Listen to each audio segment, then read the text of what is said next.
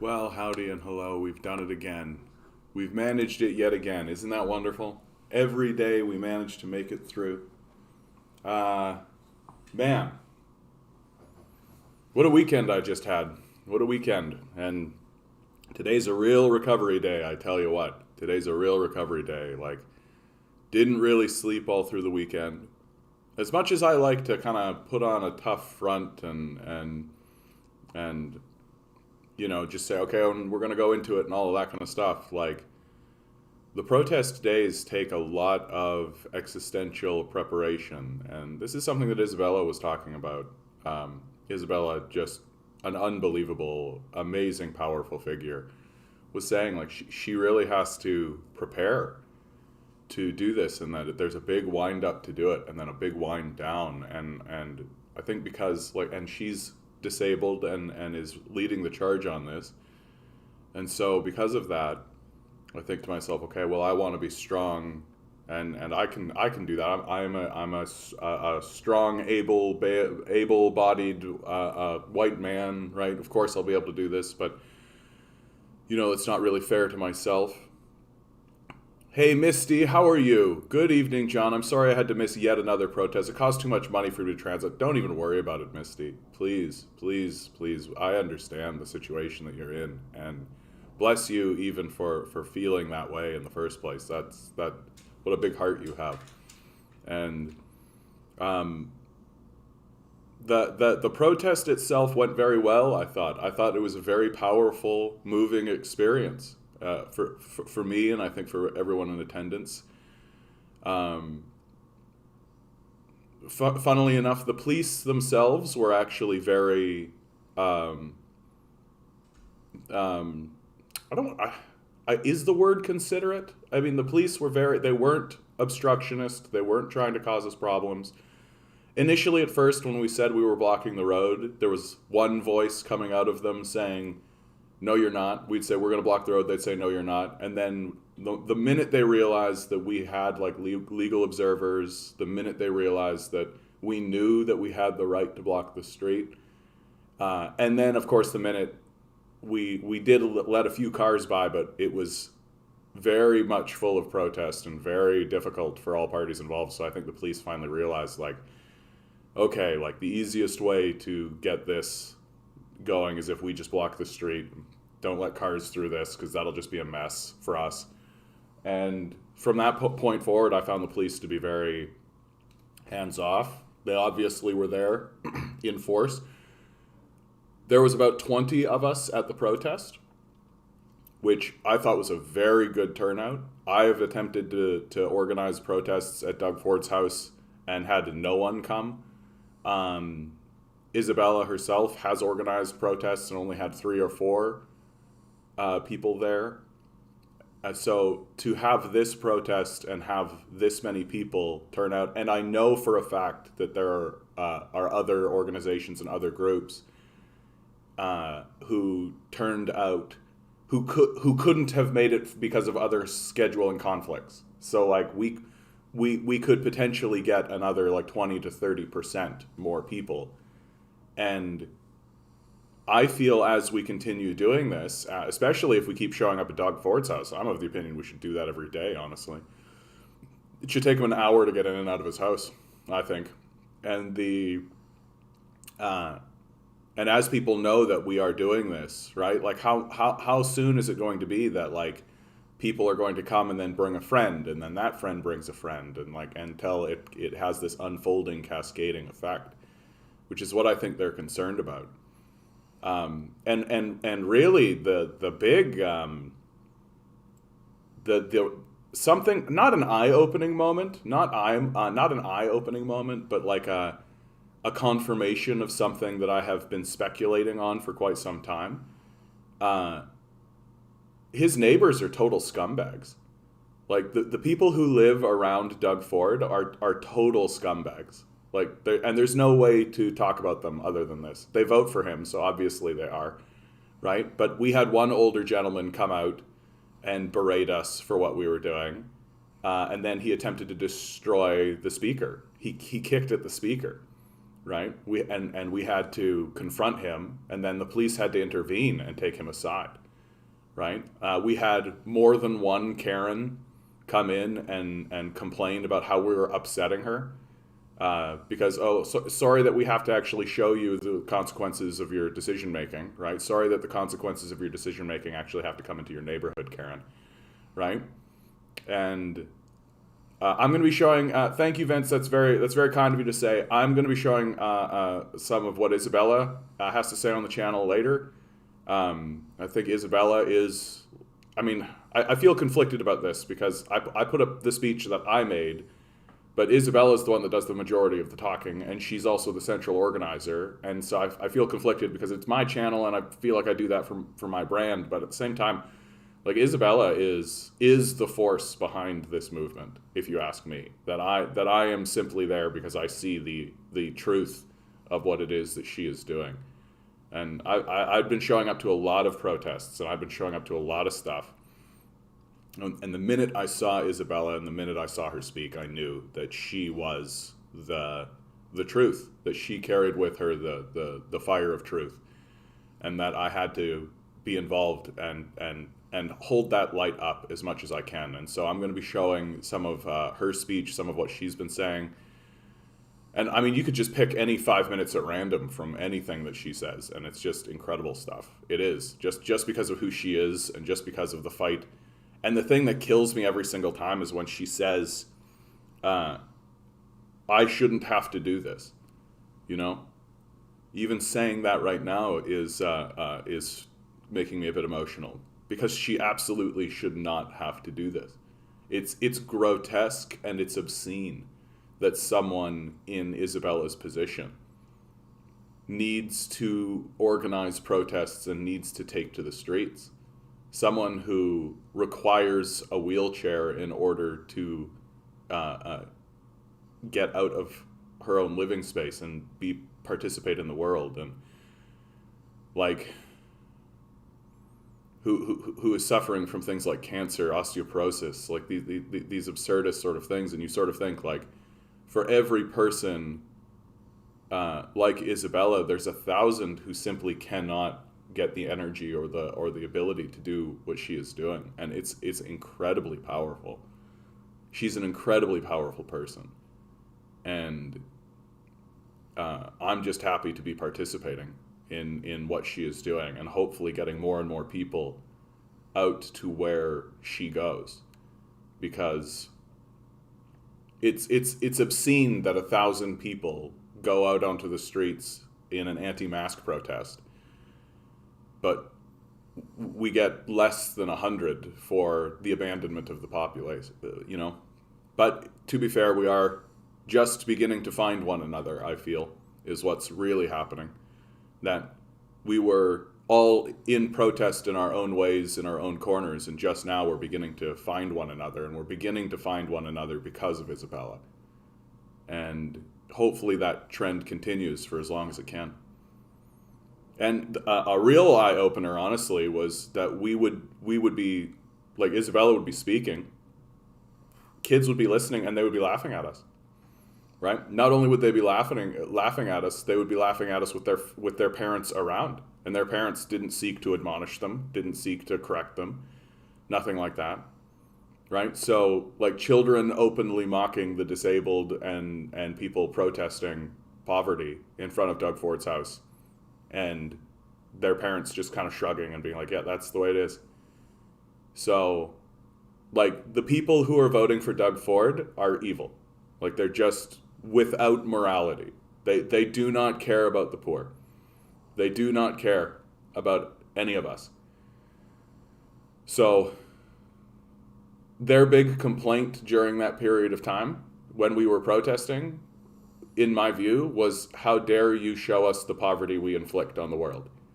How dare you come into our neighborhoods with the poverty that we maintain and guarantee? How dare you?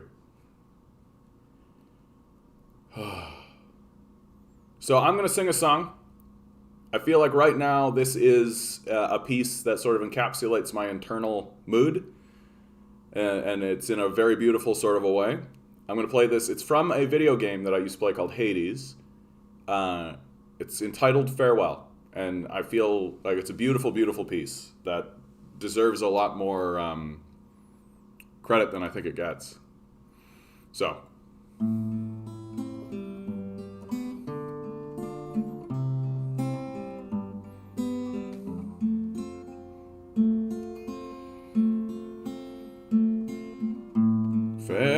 Farewell to all the earthly remains, no burdens, no further debts to be paid. At last can rest his weary bones, the weight of the world all falls away in time.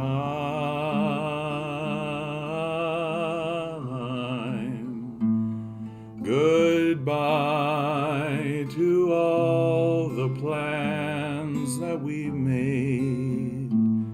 No contracts, I'm free to do as I may. No hunger, no sleep except to dream, mild and warm, safe from all harm. Calm, good riddance to all the thieves, to all the fools that stifled me. They've come and gone and passed me by. Good riddance to all.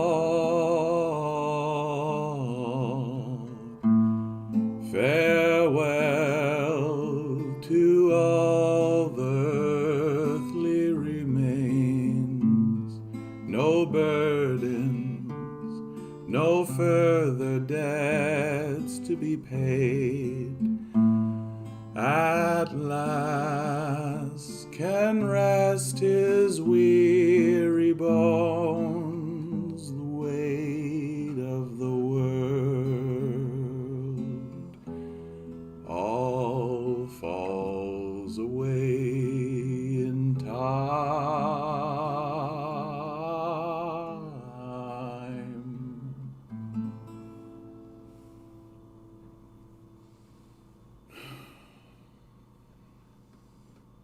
It's amazing to me that it took a video game to capture the essential spiritual nature of our existence.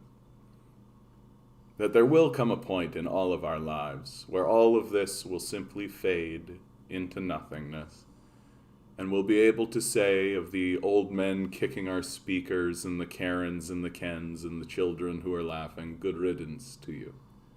Good riddance. And to Doug Ford, good riddance. I look forward when George W. Bush finally dies. We'll be able to say good riddance to him, just like we did to Dick Cheney, or to Donald Rumsfeld, and we'll soon say to Dick Cheney. And all of them, good riddance. And hopefully, we'll build a better world without them. Oh, I'm so glad you guys are here, Tom. Darren, good to see you, bud. Vince, you too, Major. See what you guys are saying. Watched 2 minutes of your protest video so far. It was a good 2 minutes. You know what?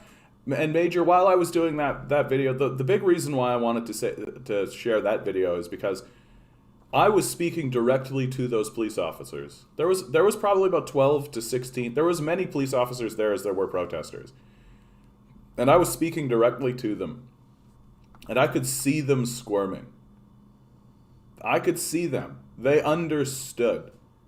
Like, they understand that what's going on is that we are paying more to keep people in poverty so that we can exploit them. They understand that that's the case.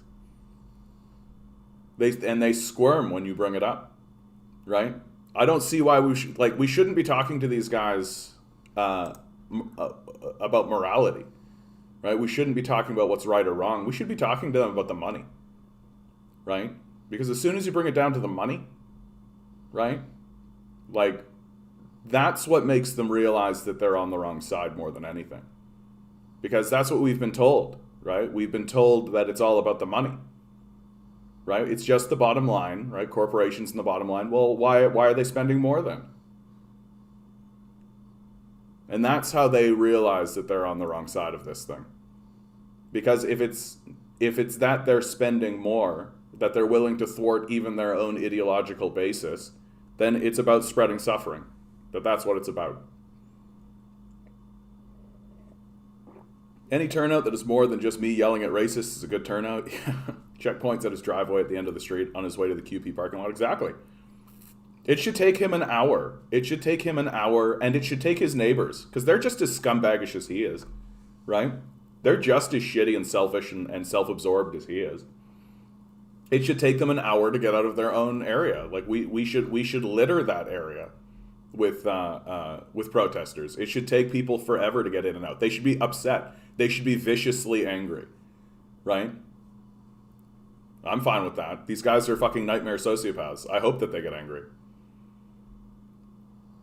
Yeah, hell, protest that guy as he's reading a newspaper and driving on the Gardner.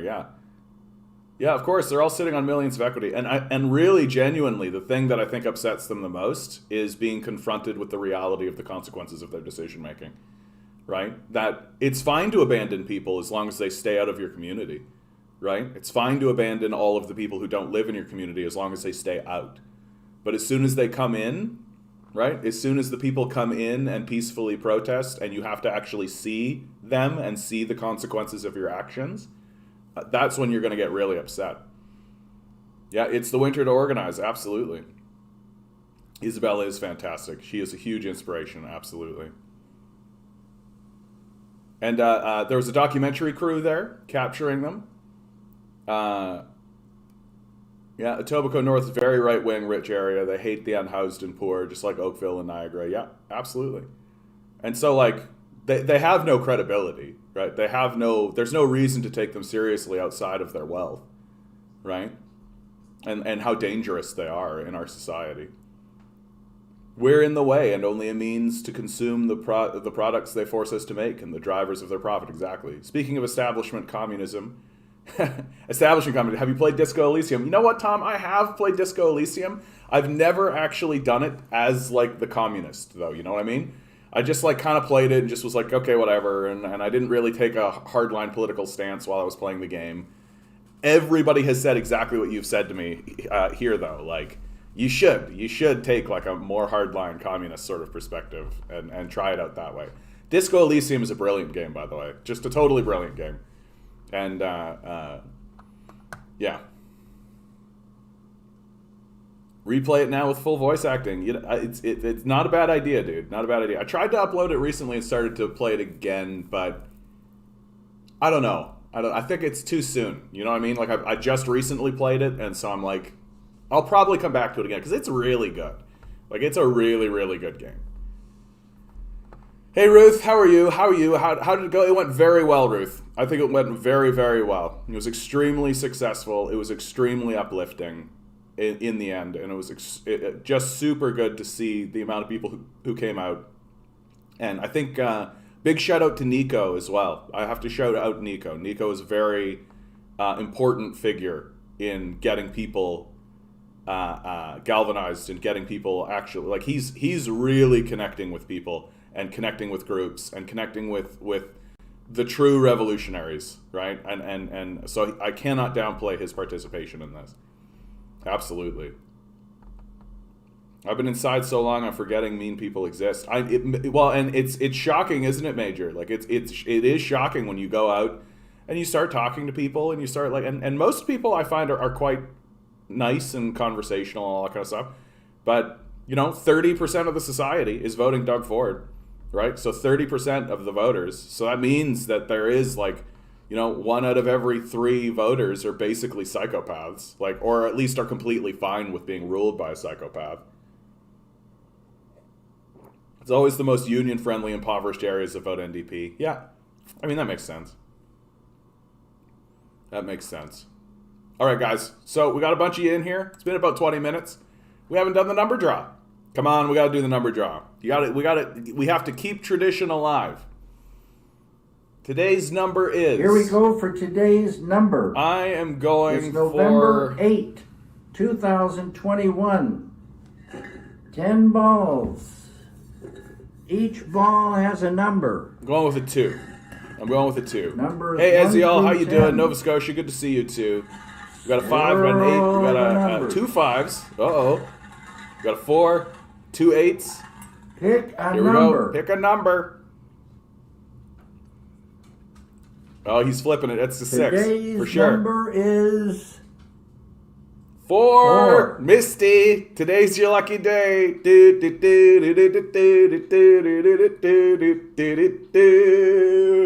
I wish I had like some kind of thing where I could like pull a thing and like stuff would come down or whatever.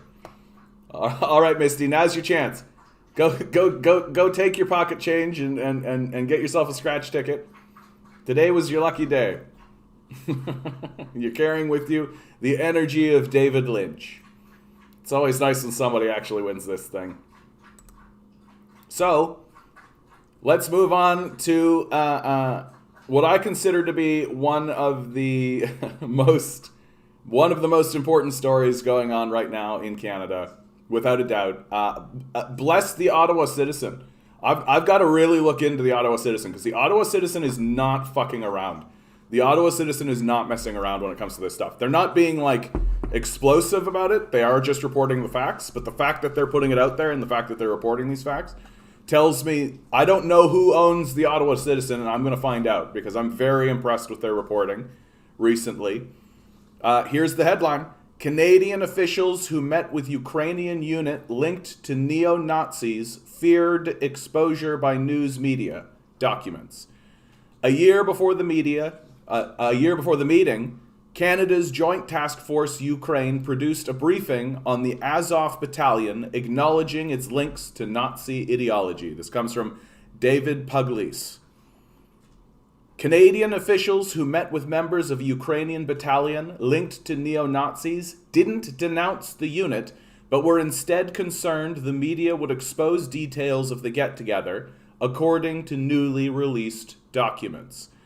The Canadians met with and were briefed by leaders of the Azov Battalion on June 2018. The officers and diplomats did not object to the meeting and instead allowed themselves to be photographed with battalion officials, despite previous warnings that the unit saw itself as pro-Nazi.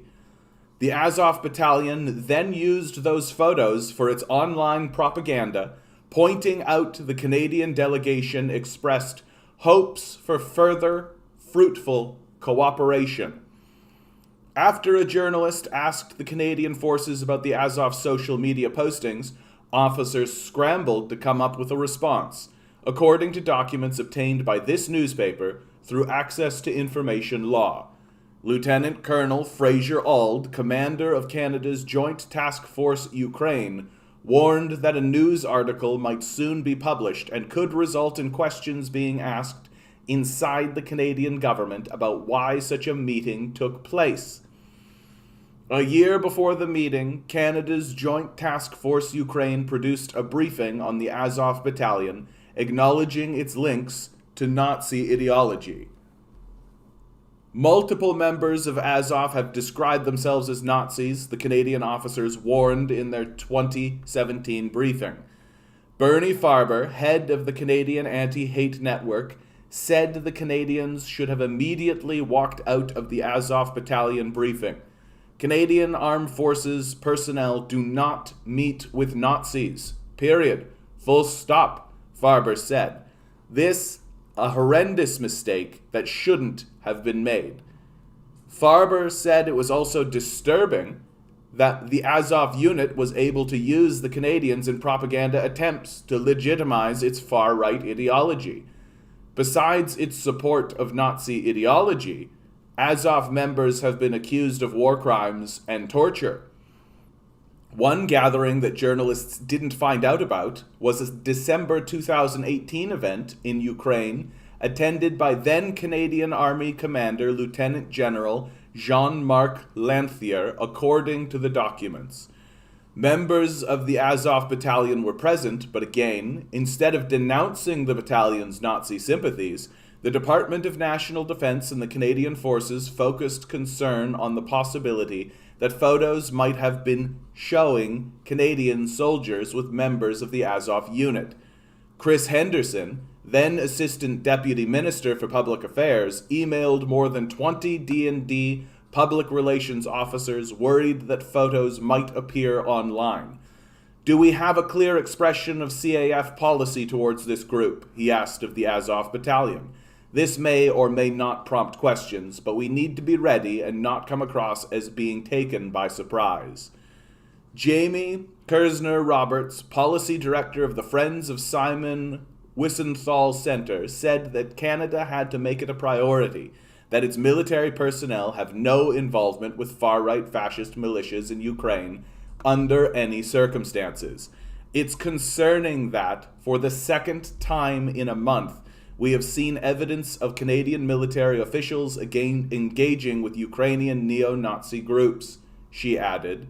Kertzner-Roberts was referring to a recent report from an institute at George Washington University in the United States, revealing that Centura, a far-right group made up of Ukrainian soldiers linked to the Azov movement, boasted they received training from Canada and other NATO countries. Researchers with the university tracked social media accounts of Centura, documenting its Ukrainian military members giving Nazi salutes, promoting white nationalism, and praising members of Nazi SS units. In 2018, the U.S. Congress banned the use of U.S. funds to provide arms, training, and other assistance to the Azov battalion because of its links to far-right and neo-Nazis. National Defense spokesman Dan Lebouthiller said that Canadian military was examining its policies on the vetting of foreign troops it trains, as well as the information uncovered by the George Washington University report. He had earlier noted that the 2018 meeting with Azov battalion members was planned and organized by Ukrainian authorities. Canadian military representatives had no prior knowledge of those who would be attending, he added. Le Boltier noted it was the job of the Canadian Defense Attaché to assess the information in the conflict zone. Canada has not, does not, and will not be providing support to Azov and affiliated entities, Le Boltier said. In 2019, the Sufen Center, created by former FBI agent Ali Sufen, who was involved in a number of counterterrorism cases, warned about the connection between the Azov battalion and white nationalists. In Ukraine, the Azov battalion has recruited foreign fighters motivated by white supremacy and neo-Nazi beliefs, including many from the West, to join its ranks and receive training, indoctrination, and instruction in irregular warfare, the report outlined. The Azov battalion has been formally incorporated into the Ukrainian military, at least in theory, the Sufen Center report noted. But the battalion has cultivated a relationship with members of the Atomwaffen Division, a US-based neo-Nazi terrorist network, it added.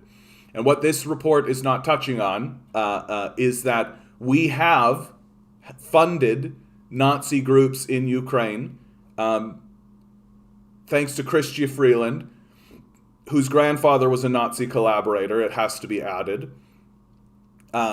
We have sold weapons to them and we have trained them. They have bragged about it on social media and they have talked about it and we have confirmed it ourselves.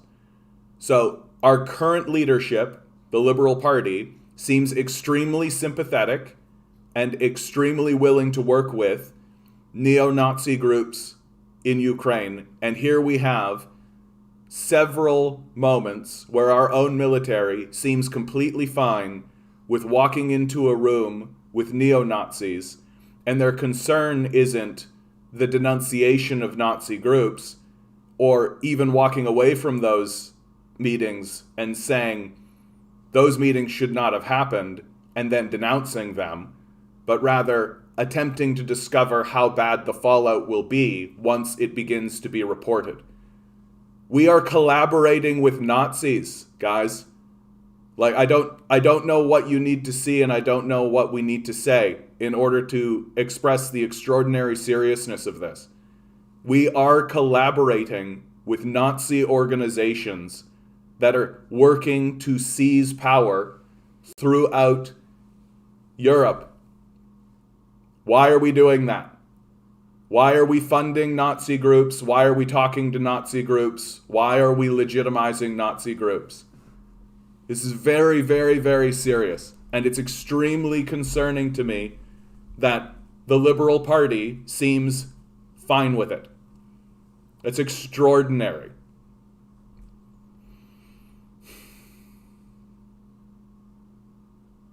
Yeah, if you've made it to this point, like, share, subscribe.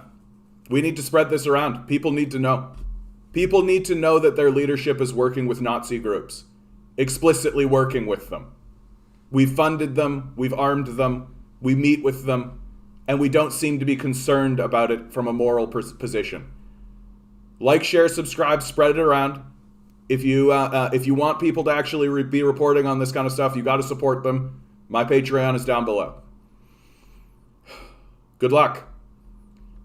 We're going to need it. They are united in their hatred of Russia. Yeah, I mean, like, if you are united with fascists, like, there's this great German quote that really encapsulates it, right? Like, if there are 4 people sitting at a table and a known Nazi comes and sits down at the table without protest, there are 5 Nazis sitting at a table. Like, you don't work with Nazis. You don't. You just strictly black and white.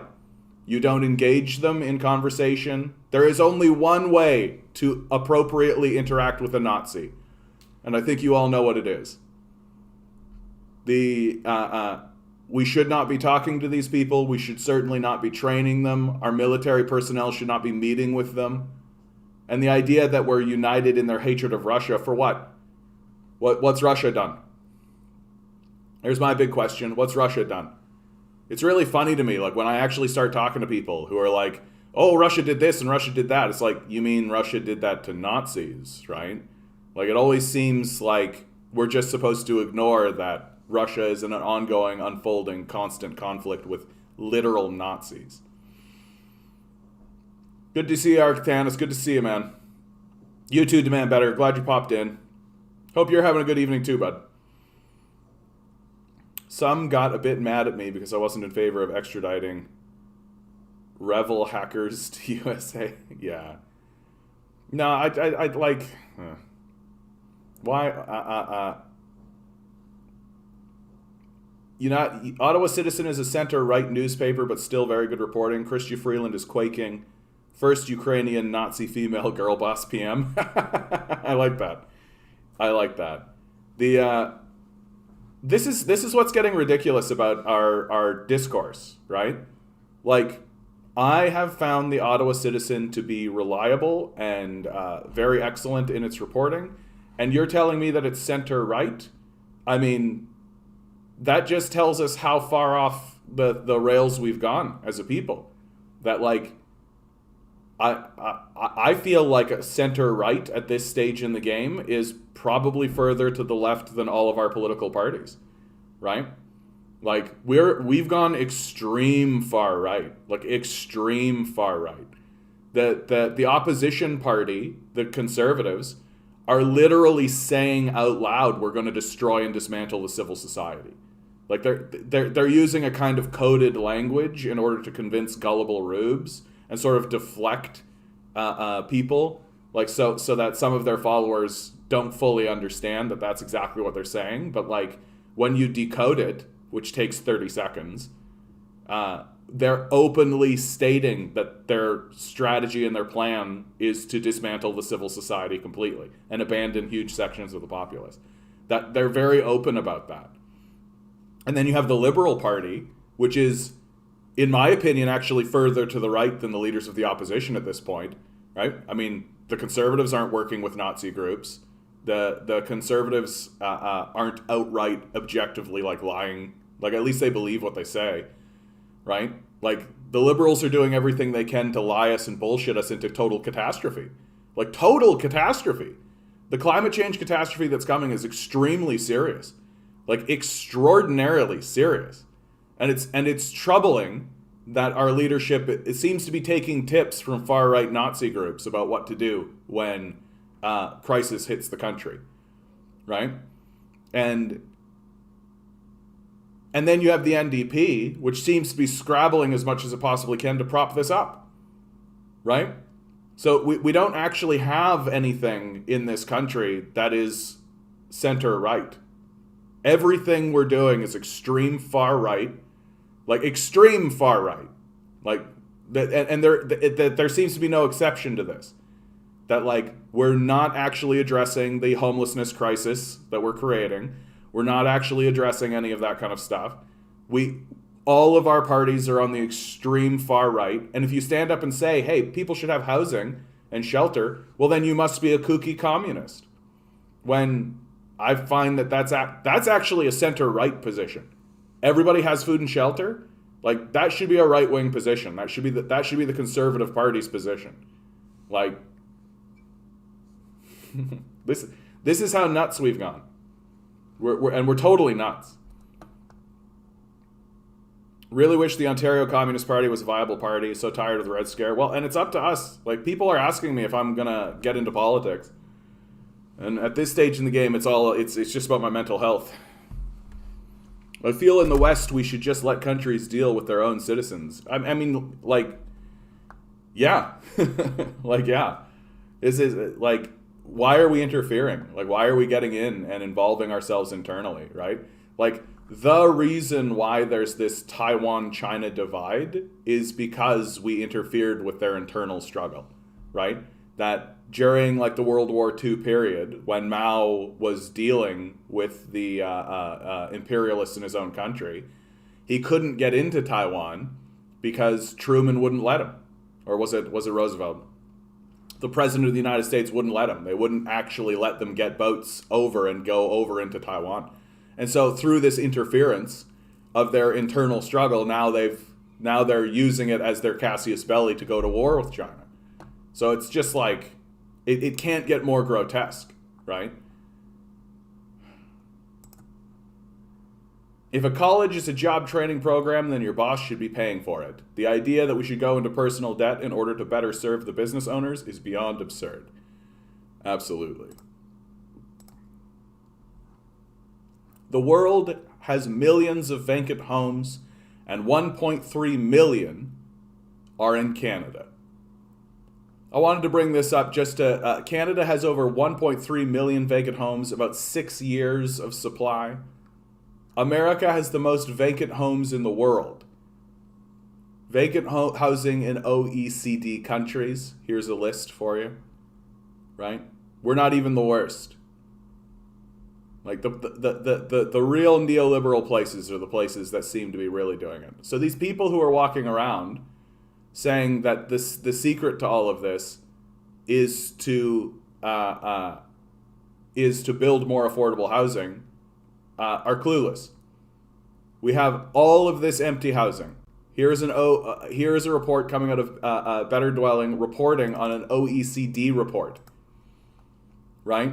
1.3 million vacant homes. We should not have homeless people. It just shouldn't be a thing. Right? And this is just the vacancy rate, right? Like, how many homes are used, just like how many people own like 3 properties and use one of them to like store their jet skis and stuff, right? And like, just go to Doug Ford's neighborhood and cause a stir and start talking to the people who live there. You'll find out pretty quickly the quality of the people that you're dealing with, right? That the wealthy have become completely detached from reality, right? They will say absurdist nonsense to you. Like, I got a home because I worked hard for it. You're like, I mean, good for you for working hard, but there's millions of people who are also working hard. And then, of course, you get to talking to Karen about this, and you realize, like, yeah, all my daddy had to do is put down, like, a $2 million loan for me, right? Oh, okay. Okay, Karen.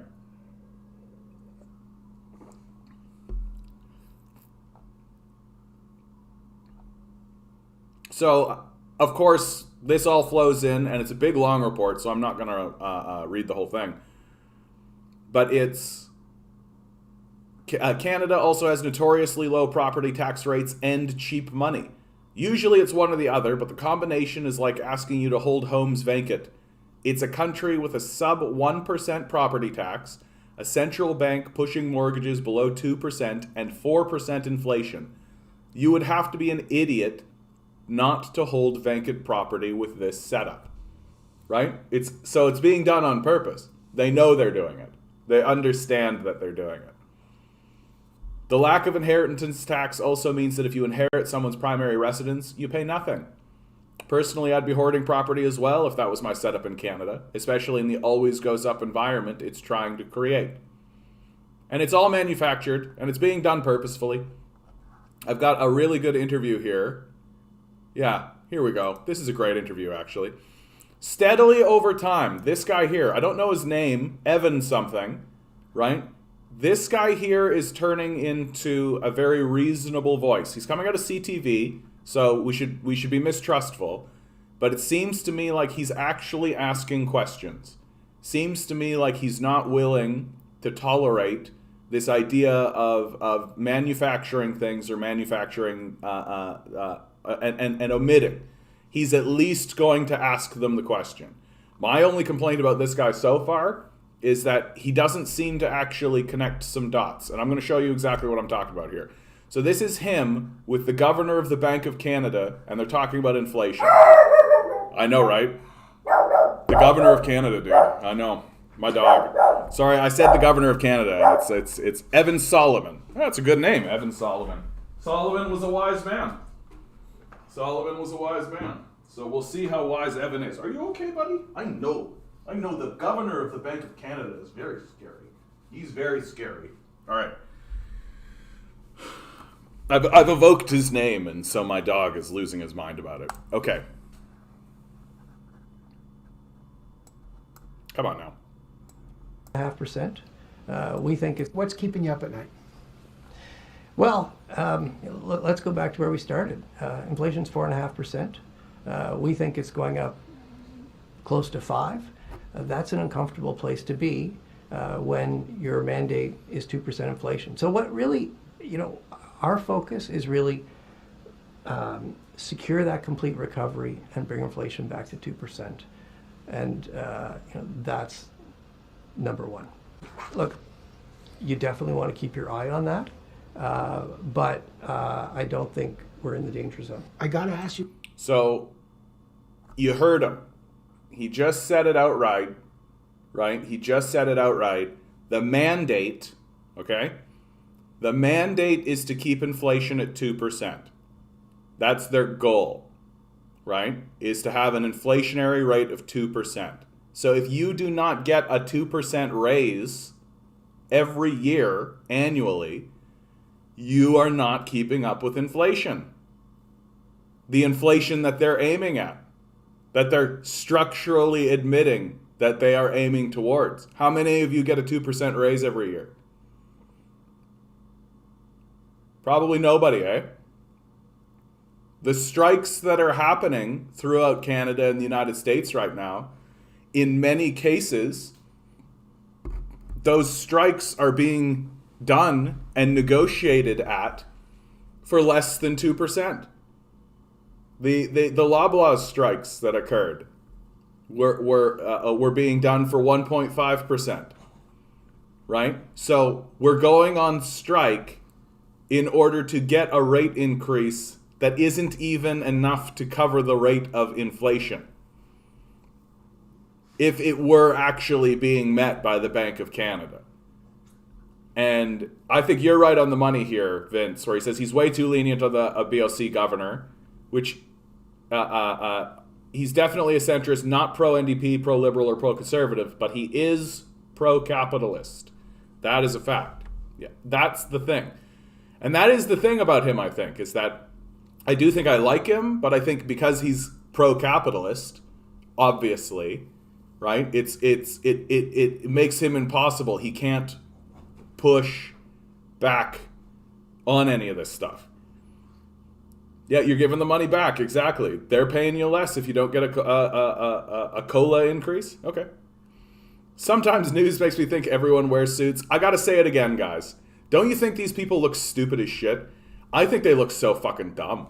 They're wearing like these shoulder pads. Like I gotta get some shoulder pads and just start putting them in, right? With these like stupid things. And then they got this like noose around their neck.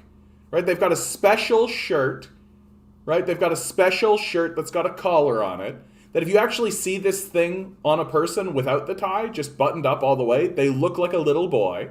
They look very, very stupid with this like collared neck that's going around. So they're like literally wearing a collar, right? Because they're simping for capitalism, so it's got them wearing a little collar. And then there's a noose around their neck. And near as I can tell, the noose that's around their neck is just there so their owners can grab them and make them lick their boots better, right? These guys look fucking stupid. They don't look sharp. They don't look professional. They look like simps for capital. That's what they look like to me. Like it's just embarrassing. Like I feel like there's like this spell that's been cast on us because like James Bond wears suits and like all that kind of stupid shit. But like as soon as the spell is broken and you just look at them, you're like, yeah, they look like children. Like they look like little boys. You know? Like this guy, like look at Evan right now. Like I'm just like, it's like I'm supposed to be like, oh, he's look at with his little thing. He's got a little puppy. Oh, he's so cute, right? Yeah, the tie is a leash, right? Cost of living annual. I knew that it was something like that, Tom. I just didn't put it together. Evan Solomon hates the words basic income. Interesting. I trust Steve Paikin more than Evan. Yeah. I don't know that much about him. I just have an impression of him. I've never done a real big deep dive on him. But I wouldn't be too surprised if this guy ended up with a show very much along the same lines as Stephen Paikin. Yeah, you're lucky if you get an increase and the government takes 35% in taxes. Yeah, exactly. You can't win no matter what you do. And so now they're going to get into crypto, okay? About crypto. Everybody say, oh, I just invested in Bitcoin or this one and that one. And is the future of money crypto? Is that going to happen? Where are you on that? And what does it mean for stabilization, security, crime? I mean, this is a huge challenge to the classic monetary system. What's your view on the future of crypto? You got a lot of big questions, Evan. Well, how often do I get to talk to you, Gov? Yeah, look, it's a pleasure. All the things we think about. So, first of all, we have banknotes, and we're going to have. Got to point something out very quickly. This guy's name is Tiff Macklem. Just straight out, like Tiff Macklem. First of all, that's not a name, right? Like. That sounds like the name of a crime boss in the 1920s. Tiff Macklem, right? Toughest guy on the block, Tiff Macklem. Like, this is the guy that's the governor of the Bank of Canada, Tiff Macklem? Jesus fucking Christ. Banknotes, at least for the whole time that I'm governor. They're not going away. At the same time, our economy is becoming more digital, and the pandemic has accelerated that. And so you do have to ask yourself the question, should the central bank give Canadians the ability to have central bank money in a digital format? We've been doing a lot of work. I would say we've been doing a lot of R&D. First of all, doing research on what are the features that you would want in a digital currency. How could we do that? What are the risks? And now I would say we're moving from the R and R&D to the D, more to the development. Okay, now we've done a lot of research. Let's see, could we actually develop? It's still some ways off, and ultimately whether we have a central bank digital currency in this country is a decision of the Minister of Finance. But we certainly want to be ready if we come to the view, and then the government comes to the view, that it would make sense to have a central bank digital currency. Right now, people are buying Bitcoin anyway. Yeah, Bitcoin though, let's be clear. Bitcoin is not a digital currency. People do not use Bitcoin to buy things. People use Bitcoin, they're speculating. It's an investment. And I'll let other people give investment advice as to whether it's a good investment. But it is not a currency in the sense that you and I transact in Bitcoin. Well, people are paying for stuff. They're pay me in Bitcoin. I'll buy your house in Bitcoin. The amount of stuff that really gets bought and sold in Bitcoin Okay. is very small. It's mostly people buying it for speculative purposes. They're buying it because they think the price is going to go up and they're going to make money. They're not buying it to buy their groceries or buy their house or fill up their gas tank. It's very rare. That's actually really good to hear from the Bank of Canada, and he doesn't come out strongly on it. I do come out strongly on crypto. I think cryptocurrency is a disaster. Bitcoin alone takes up the same amount of energy consumption as the entire country of Argentina. It is an ecological disaster when you look into, and then when you look into what it is, cryptocurrencies are essentially just Pokemon cards for adults. Okay? And it's time that we get our heads out of our asses about it. That it literally is just like, remember when you were a kid and you were like trading comic books and trading Pokemon cards and like, oh, I got Charmander, oh, yeah, all that kind of stuff, like baseball cards, all that. It's the exact same thing. Okay? We should put an end to it. It should have exactly zero economic impact. And the only reason it matters at all in our society is because the wealthy have the mindset of children. That instead of taking their grotesque sums of wealth and using it to help anybody, build a library, build something that people might use, they're literally trading like hockey cards with one another. That's what these are, okay? They're not different. The only difference is that hockey cards don't actually take up the same amount of energy to maintain as the country of Argentina, for Christ's sakes. Like, I'm glad that the Bank of Canada is admitting that these aren't like a currency. Like they're not going to overwhelm our currency system. Certainly, if they started to, it would be easy to collapse the system, right? Because it's the same exact thing like what happened in like the 1400s in the Netherlands. There was what was called the tulip crash. Okay. People started to speculate on crops of tulips, that the wealthy started to want spectacular flowers and tulips, right? And so not only would they spend top dollar for the current crop of tulips, they would invest and speculate on future crops of tulips. And so what this started to do is it started to create famines in the region because farmers would plant tulips instead of grain. And finally, someone stood up and said, this is obscene and grotesque what we are doing. We are growing tulips instead of grain. You can't eat tulips.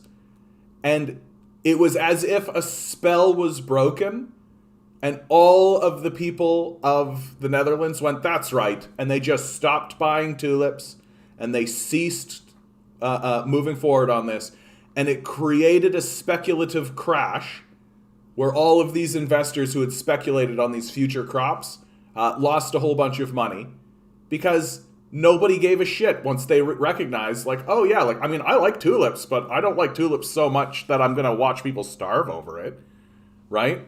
And that's exactly what Bitcoin is. And it's going to crash, and it's going to crash hard. And the people who are speculating on these are just looking for a bigger sucker. That's all it is, right? That's all that's happening. Yeah, crypto take up more energy than Facebook, Twitter, YouTube, Google combined. And what is it for? Okay? Like, what is it for, really? Like, the speculation, sure. But in my perspective, all of these cryptocurrencies exist so rich people can trade sex slaves with one another. That's what it's for, right? That if it has a utilitarian purpose, it's so that rich people can do very nefarious, shitty things amongst each other, right? I'll trade you a Charmander for that little girl, that kind of shit. Hey DJ, how you doing, bud? Up with hope, down with banks, monetary system, and capitalism. Yeah, this guy is the governor of the Bank of Canada. The next 6 years, I worry. Yeah. Good job of the Doug Ford protest. If I lived closer, had cash, I would have went. Keep up the good work on that front. Thanks, bud.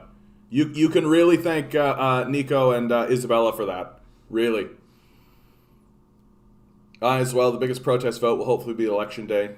Yeah, I worry the 30% will keep him in another majority, for sure. Well, and also just a weak NDP front. Like, they seem weak, honestly. They just seem weak. Like, we'll see. Yeah, it's like people so Epstein and Maxwell can continue to hide their wealth. Exactly.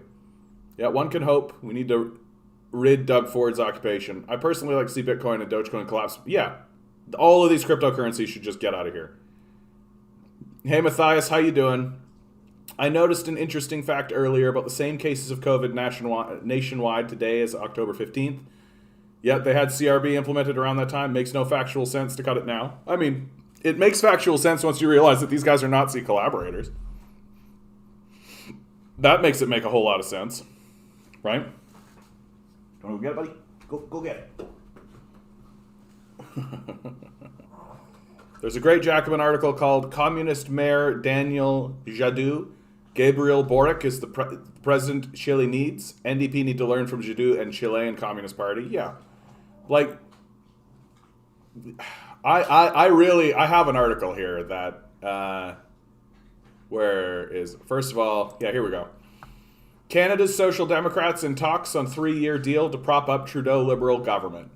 At this stage in the game, I think propping up the Trudeau Liberal government is a sin and a crime against humanity in and of itself, right? Like, these guys obviously don't care about us. They obviously aren't actually interested. And any 3-year deal, like, what we are going to see from the NDP is what is Jagmeet Singh's bottom line. Like, what is he willing to sell himself out for, right? That's what we're going to see. And, like, don't get me wrong, I don't mind that Jagmeet Singh is having a conversation with Justin Trudeau. Like, wouldn't it be interesting if they actually could find a way to actually do something reasonable or any of that kind of stuff? But what we are going to see is what's Singh's price tag. What is he willing to sell himself out for? Right? Like, what we are doing on the climate change file is a catastrophe. It is a failure across the board. I think if you're creating an argument that says anything other than that, you're out of your mind. The cutting of the CRB, like the silent cutting of it, where nobody reported on it, nobody said anything about it, is like creating a humanitarian crisis. We are, and to just see the NDP be like, yeah, this is a government that we could possibly prop up and support. Like, really? This is a government that you think you can actually prop up and support? The Nazi collaborators? You think you can go over there and collaborate with the Nazi collaborators? Right? Oh, okay. Interesting. Yeah, Jagmeet is in the Davos World Back Youth Membership Forum. He was bought a long time ago. Matthew Green or Nikki Ashton are the only ones who should lead the NDP. Ashton, I don't know if she could win the soft lib vote, but Green or, I don't know, someone else could. I mean, at this stage in the game, I think we are better. Like, I mean, the last election really showed how weak the NDP actually were. They were poised to win like 30 seats. They only ended up with 25, right? Like, these NDP are not very impressive themselves. I think that we should be focusing on trying to take the NDP over, right? That we should join up with groups like Socialist Action. We should join up with leftist organizations. We should get into the NDP and we should start taking it over from the inside out, right? Like, turn the NDP into an actual socialist party. That's one strategy that we should be moving towards. Either way, the NDP are already bought out, so social movements are the only way to go. That's exactly right, Vince. Parliament resumes in 2 weeks. Nothing will get done. I mean, we'll see, right? We'll see. Like, the NDP can't just move forward with nothing, right? They can't just walk out of these talks with nothing. But it will be very small piecemeal reformism, right? Because, like, near as I can tell, the NDP at this stage in the game are essentially like, they look to me like a center-right party. Like, I don't really like this idea that they're like a leftist or any of that kind of, like, I don't see it. Like, everything that they support seems very, very much just like normal conservatism to me, right? Like, the only reason we don't think it's conservatism is because the conservatives are so far off the rails, right? And like, we've just gone into Looney Tunes town. Like 50, 60 years ago, the stuff that the NDP are talking about today would be like very normal conservative stuff.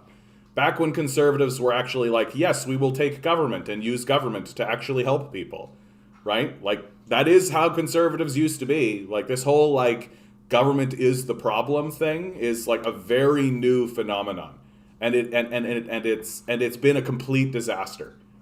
Without a doubt, it's been a total disaster. And so, like, because the society has gone so far to the right, like, your supposed leftists are essentially just like red Tories, right? That's what I see in the NDP. I don't see like a big, heavy progressive movement that's going to take us to the stars. I see red Tories, right? I'm not very impressed by them. Yeah, nothing will get done for 2 to 3 years. I mean, we'll see. UBI has had more pilots than an airline, but they still won't give it clearance for takeoff. Activist letter to Juggerson. I love that line. UBI has had more pilots than an airline, but they still won't give it clearance for takeoff. Yeah. Well, and you know that Singh is a very weak leader because he's not pounding the pulpit on a basic income. Like, it is to me a sign of his weakness, just as a leader. Like, that would be an extremely effective way to galvanize support for the NDP. It would be extremely effective, and like, and you could say like it's cheaper to do. Like, it could be his like Bernie Sanders kind of universal healthcare thing, right? And the fact that he's not doing it just shows you how weak a leader he is. That he's not actually, like, he's just a careerist. He's just interested in his own house and his own kind of property. He doesn't care, right? At this stage in the game, he's probably thinking about how he can secure the best possible future for his kid, right? So he's just sort of negotiating himself politically to try and figure out where he's going to stand when the shit hits the fan, right? Yeah, you know things are pretty bad when you're saying bring back Diefenbaker, right? Like, that's like Diefenbaker was he I mean, he was a conservative, so I mean, I don't. It's very rare to see a conservative who is actually good, right? It's very, very rare to see a conservative in historical Canada that was actually good for Canada. But I mean, we're working in a wage slave model, so I mean, yeah, if you're a conservative operating in a wage slave model, like, that would be like, that's a true leftist position, right? That's how you know none of these guys are leftists, because they're not saying like, hey, we should get rid of wage slavery, right? Like, there's a leftist position. Hey, have you noticed that there's wage slavery? We should get rid of it, right? We should create a different system that doesn't include wage slavery. So our politics are like, you get to choose between extreme far right lunacy, right? Far right lunacy, or right wing lunacy. Those are your options. We're so far to the right. Almost as rare as a liberal who isn't a conservative. Yeah. No, I mean, a liberal is a conservative holding a pride flag. That's all it is. Rusty James. Dude, I love your name. Please tell me is that your real name, bud? Is that a name that you actually go by? Rusty James? Dude, I love it. So happy here. An example of how far the Overton window has moved. Workers' compensation came from a conservative government. Exactly. No, that's a really good observation, right? Like, we're in this like, but any workers' compensation that comes is being done for electoral purposes exclusively. Like, they're not taking that seriously. We're just in an insane period. It's from a trash 70s movies. Amazing, dude. Amazing. I love it. As of today, 1,100 handwritten letters to Jugmeat, hundreds of calls and tweets to the NDP. Canadians are demanding that basic income be a condition for the NDP's support for the minority government. Yeah. That's literally the only thing, in my perspective, literally the only thing that pulls Jagmeet's hand out of the fire of his legacy is exactly what you've just said there. Like, and it's not like it's a fringe position. The Senate of Canada wrote a letter to the Liberal Party saying, we want you to pass a basic income. Like, the Senate of Canada wrote a letter to the Liberal Party, and they still won't do it. Like, you don't get more inside baseball than the Senate of Canada, right? So you've got the Senate, you've got literally every professional organization, like the Doctors of Ontario, writing letters. You've got super majority support within the Liberal Party itself. You've got super majority support for the NDP itself. If Jagmeet Singh does not move forward with the basic income and make his support conditional on that, I just don't. Why did he get into politics? Like, why did he get into politics? So we'll see what he can be bought for. I've personally written several myself just this last month. Not a single reply or acknowledgement. Yeah, so have I, and will continue to do so. I mean, like, maybe I should just clip this. Hi there, Mr. Singh. If you don't use your position of authority right now to support a basic income and force the Liberals to actually pass a basic income, you're just a corporate shill. It's extremely obvious to everyone. You don't care about me. You don't care about anyone around you. You don't even really care about your own kid, honestly. Right? Honestly. You want them to live in a shitty society full of poor people, like, obviously. Like, do something. There you go. Clip that.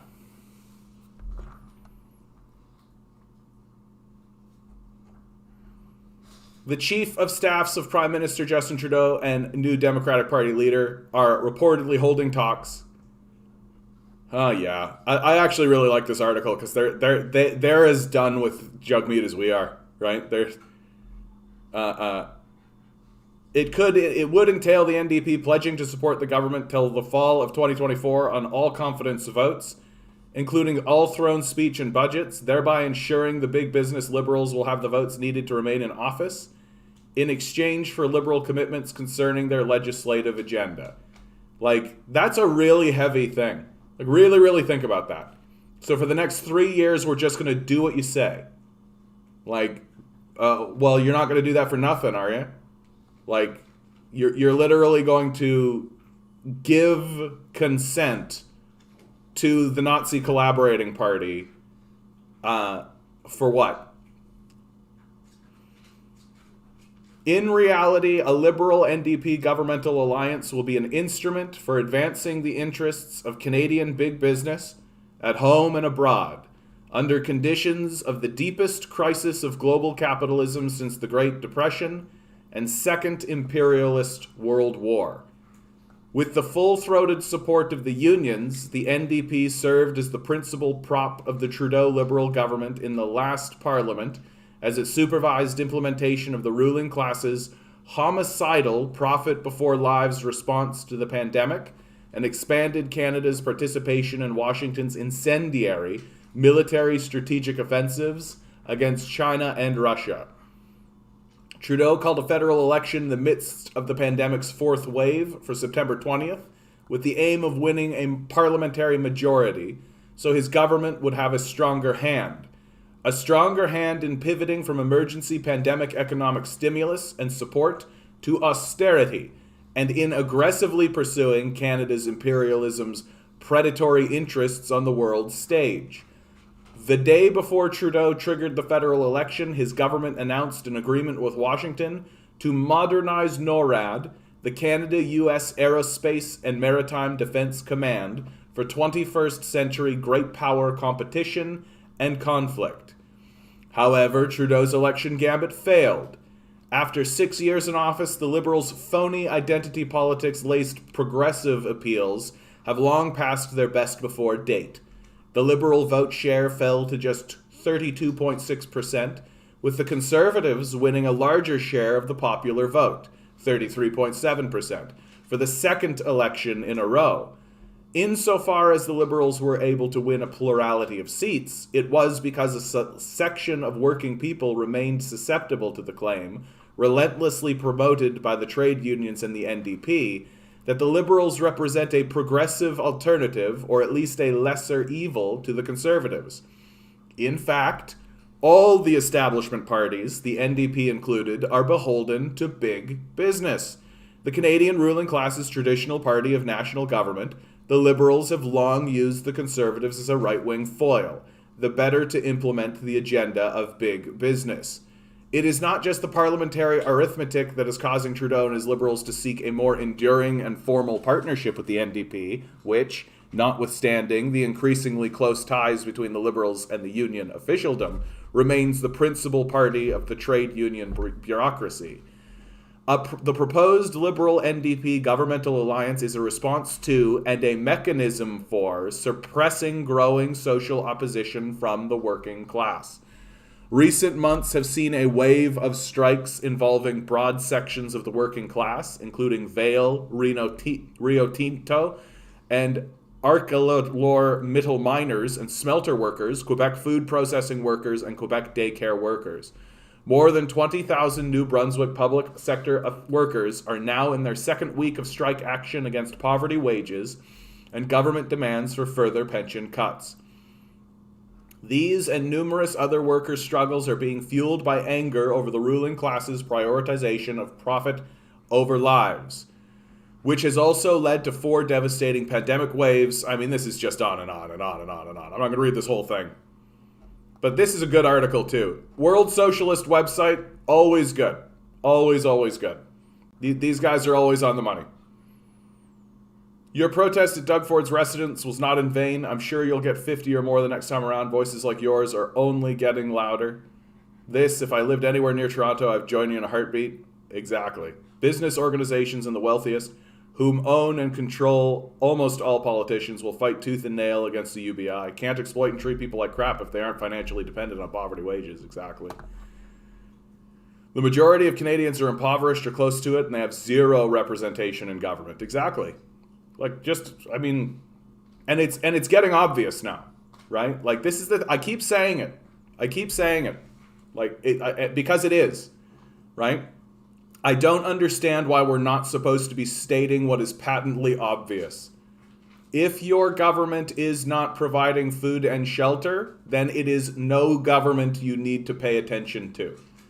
If your society is not providing food and shelter, then it is not a society. It is an occupying force. Any organized human, like monkeys, provide food and shelter for one another, for God's sakes. Like, we are in a position where we have less moral conscience than apes, for God's sakes. Like, food and shelter should be freely available to all members and all citizens in the society. That should be a constitutional guarantee. And it's extremely telling that this was not put in our Charter of Rights and Freedoms by Pierre Elliott Trudeau. It's extremely telling that that did not make the cut, right? We are a society that is completely fine with large segments of the society falling into homelessness and starvation. We're fine with it, right? Like, that's who we are.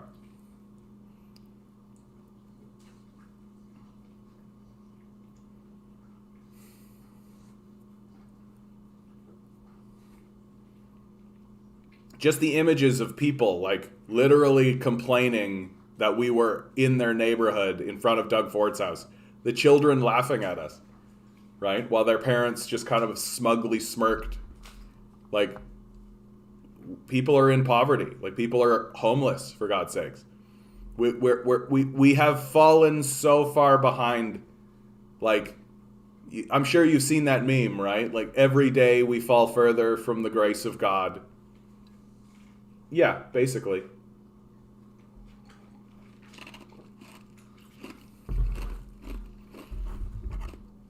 And I'm not going to wait until it blows up in my face, right? I'm not going to wait until like the bomb goes off, right? I'm not going to be one of those people that was like, oh, well, how could we have known the bomb would have gone off, right?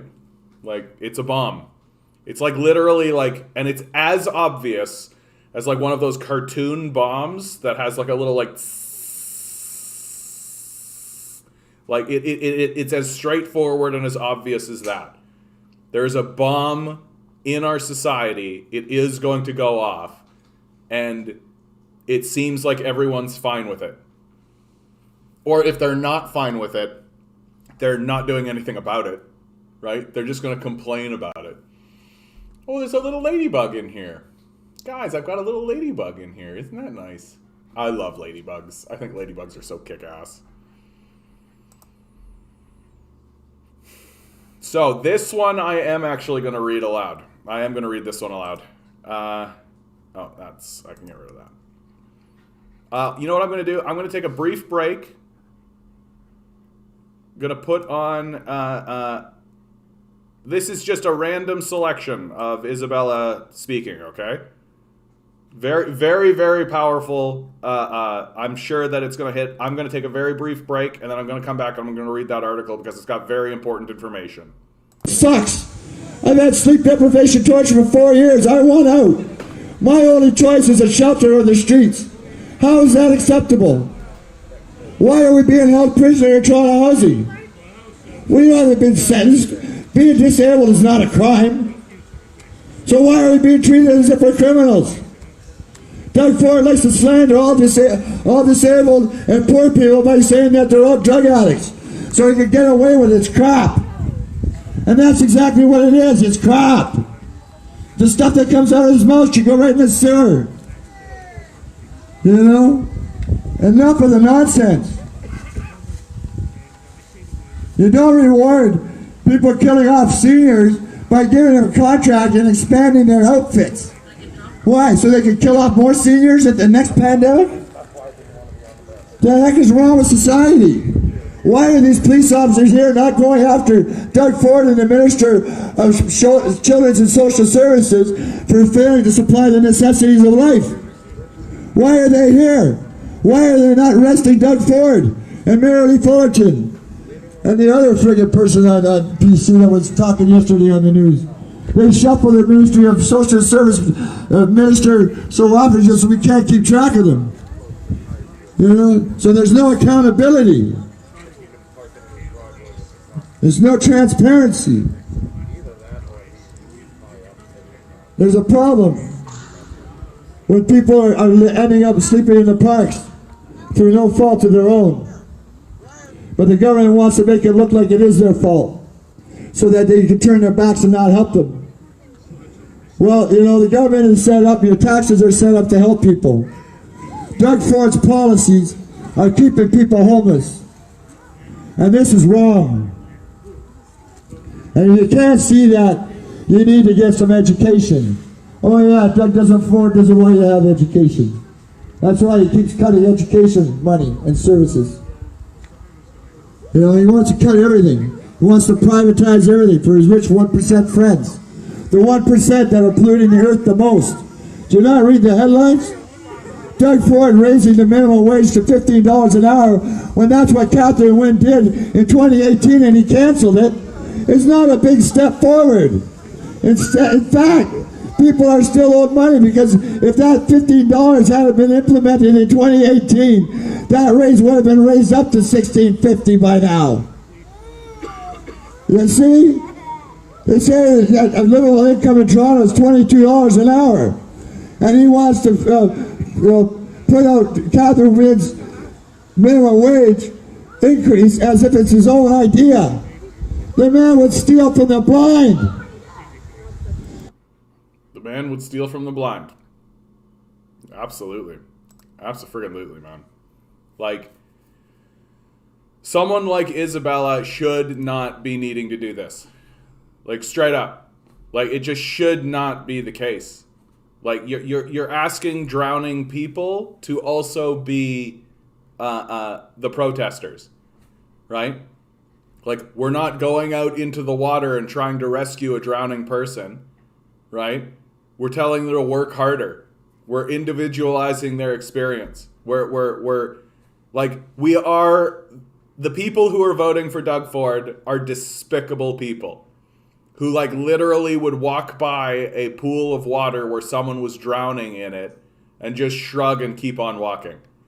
They wouldn't even attempt to contact emergency services. They would just shrug and be like, oh well, and leave.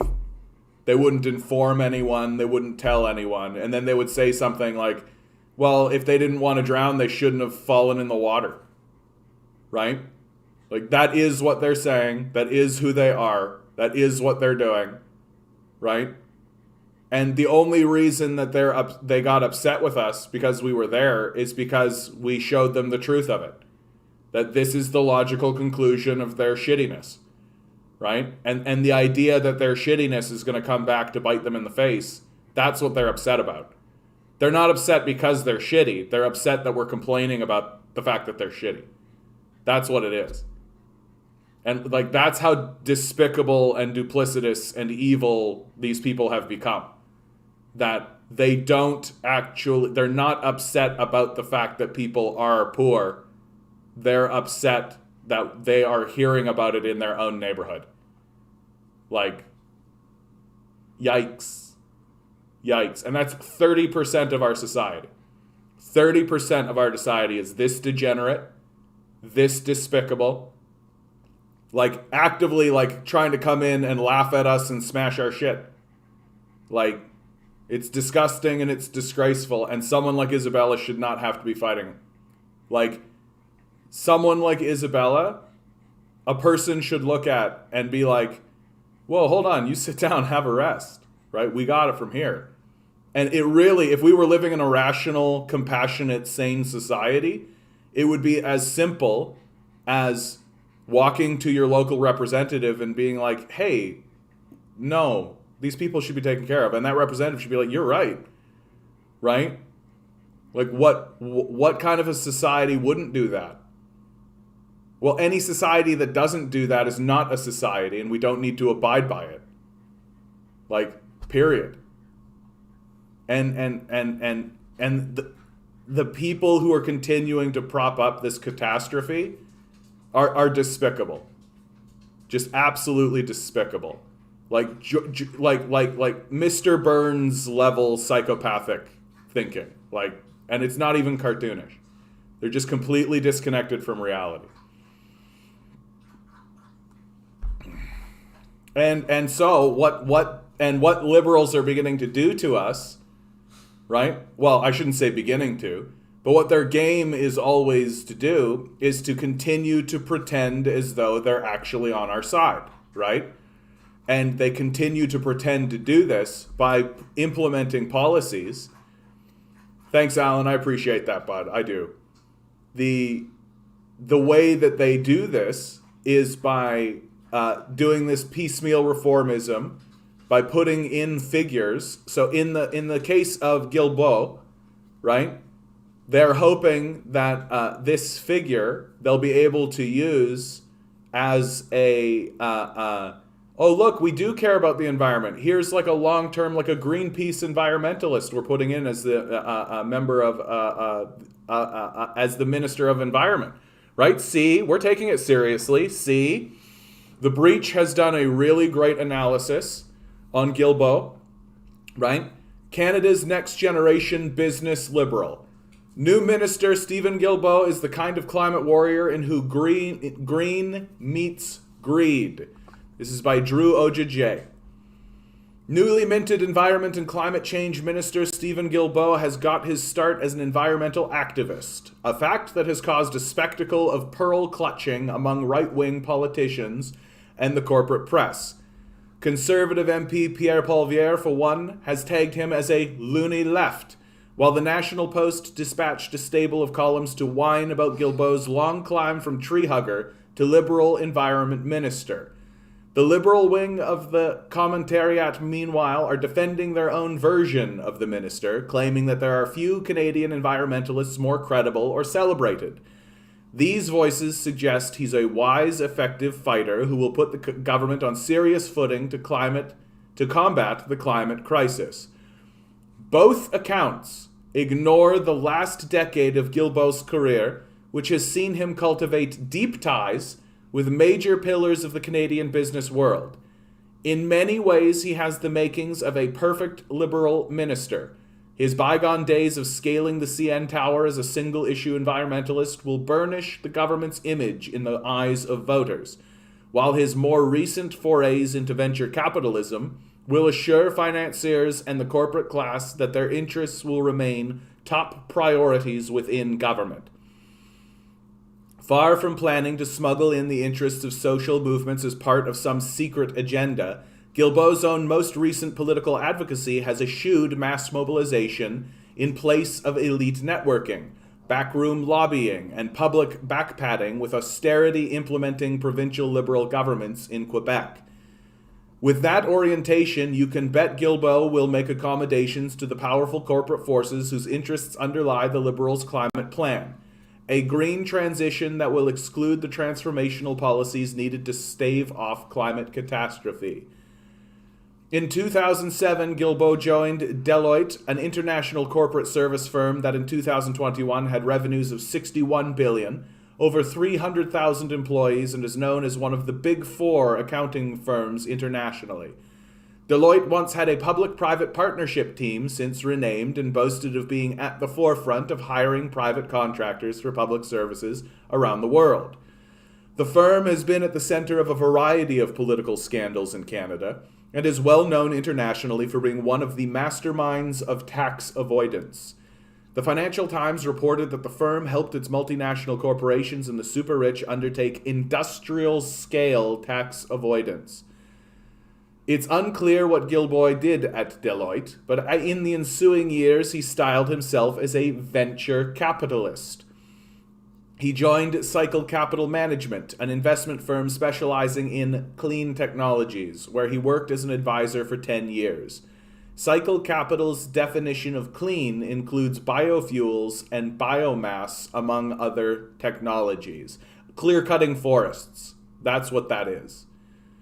In decisive political moments over the last decade, Guilbeault has shown an increasing willingness to discard other priorities when they appear to potentially interfere with narrowly conceived climate priorities.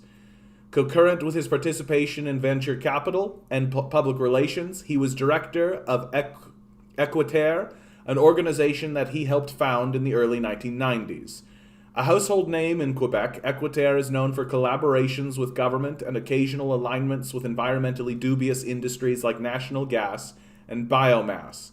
However, Equiterre has at times also been a vessel for grassroots organizing, particularly against oil pipelines. In a revealing note he sent to Listserv of Canada environmentalists in 2014, Guilbeault lauded Liberal Jean Charest's government in Quebec for its climate accomplishments. These relatively minor, market-based policies, establishing a carbon market, California vehicle standards, reductions in emissions by 20% under 1990 levels by 2020, had been pursued alongside a neoliberal agenda that included unqualified support for fracking, tar sands pipelines, and an extraction-heavy Plan North that ran roughshod over Indigenous rights. In 2014, after the provincial Liberals won a majority in Quebec under party leader Philippe Couillard, Guilbeault practically celebrated. He boasted to the discussion list of good contracts with many folks in Couillard's Liberals that he had been talking to people around him to try and see how we can influence him. I think there's some potential to move things along, but some work will be required. Premier Philippe Couillard would go on to continue to advocate for pipelines, fracking, a new LNG plant in the province, and offshore drilling. It was a classic case of mistaking access for influence. However, Guilbeault and his organization became much more prominent and well-funded during Couillard's tenure. As an activist, Guilbeault failed upwards. In 2017, a proposal for massively private-owned and operated transit project covering the western half of Montreal was on the ropes. The Réseau Électrique Métropolitain had been criticized for inefficiencies. It duplicated existing rail lines. High cost, it guaranteed profits to investors from the public purse, and climate impact. It used a vast amount of concrete, ballooning emissions while building. It also set new precedents for the private sector driving public planning for its own profits. The new fast rail lines would be directed to areas where investment in real estate would pay off to the maximum. For these reasons and more, the project seemed to be floundering. The province's environmental regulator issued a deeply critical report that cited numerous problems with the project. The provincial Liberals shrugged it off, but opposition to the project grew. With mounting disapproval threatening the REM, the province's most prominent environmentalists stepped in. As the head of the REM's principal investor would later recall, Guilbeault helped to forge a consensus with other community groups to catalyze support for the project. In 2018, the province gave Guilbeault's Esquiterre $4 million to promote electric vehicles. Regardless of the reason for this generous funding, Guilbeault had been right about their influence with the provincial Liberals, just not when it came to the whole climate picture. On and on and on and on. John, Alan, John. How you doing, bud? So what we are seeing, honestly, corporate-friendly net zero and tech solutions. As we say, under Guilbeault, the Liberals will continue incentivizing and encouraging industry to act differently, rather than forcing them to do so through regulation and intervention. His record has shown that he believes in the market, and that technological innovation and a new low-carbon era presents huge opportunities for profit-making and for not shaking the broader arrangement of inequality and exploitation. Last year, a one-time chief of staff to former Prime Minister Paul Martin suggested that the business liberal has gone extinct. Not so fast. Guilbeault is the new kind of business liberal, a climate warrior in whom green meets greed. This is the Liberal Party's strategy, right? Is to take it's the same story as someone like Christian Cinema, right? Christian Cinema was a big activist, right? And they just co-opt them and then use them as a shield, right? Pretending like they actually care when they certainly do not. Ugh. All right, I'm going to play some music. We're at 7:30. Now's the time. Any requests from anybody?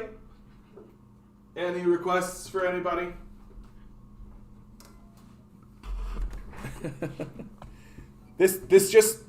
I got to tell you, Alan, you just saying John in the chat has messed with me a little bit. Everything okay? It's like, have I lost? No, everything's fine. Okay. Oh yeah, let's not forget about the rise in child labor that's going on throughout the United States.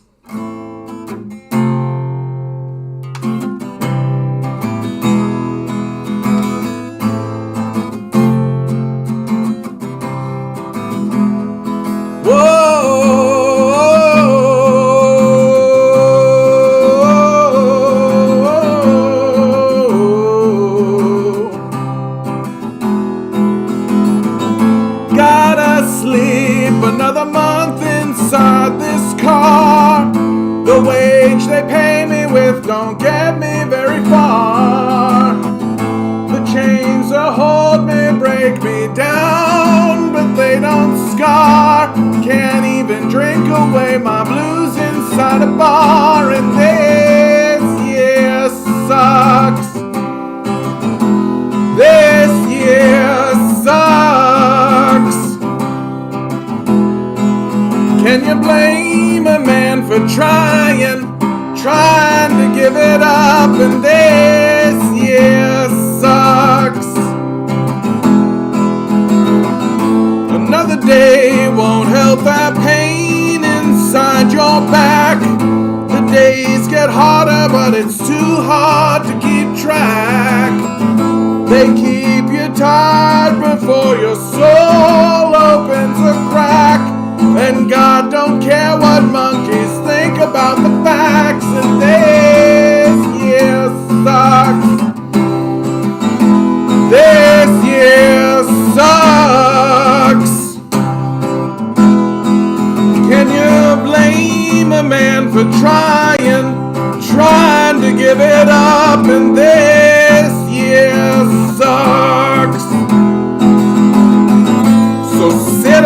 stop your pile of bones and bloody gold. And human sacrifice don't stop you being old. At least you'll die before the bomb you said explodes. We're gonna burn to death while doing what we're told. And this year sucks.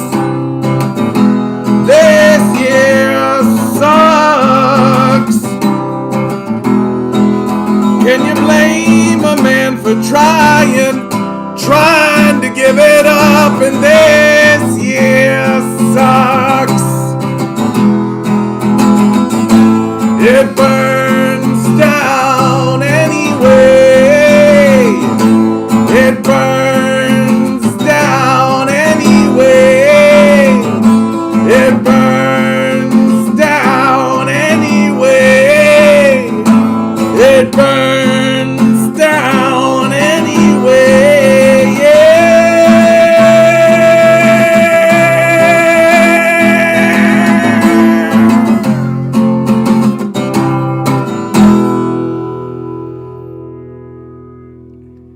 It's Monday at work. Blah. Yeah, I feel you there, Alan.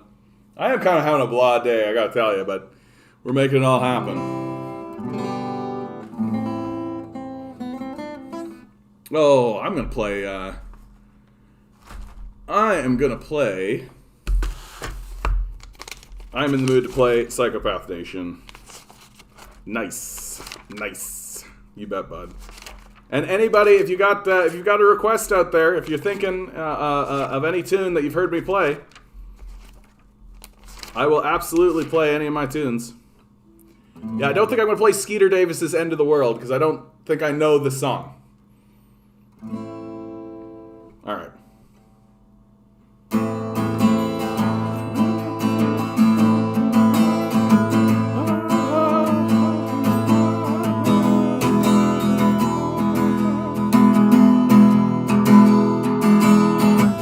Burn yourself out for dollar bills.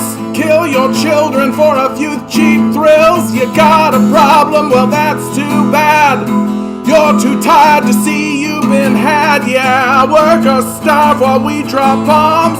No such thing as right or wrong. We'll call you lazy while you work to death.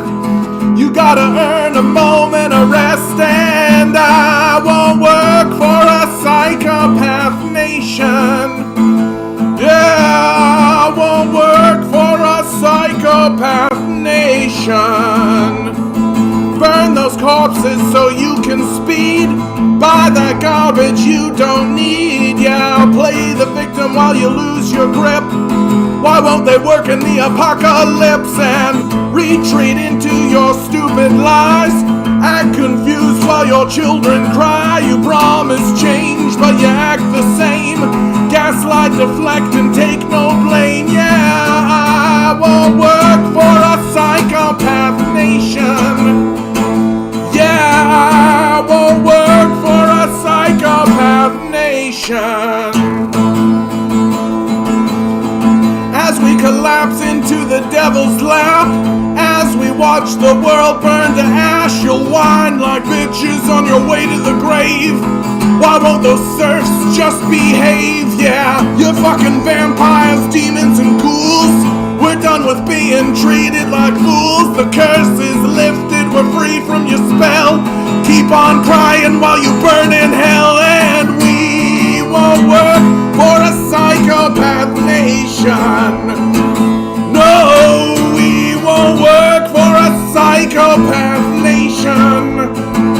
No, we won't work for a psychopath nation.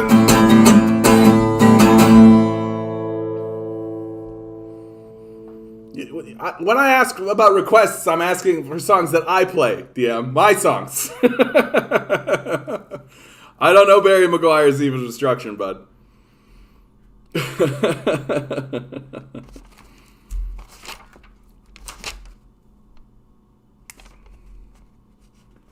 Oh yeah, this song. I'm going to play this song.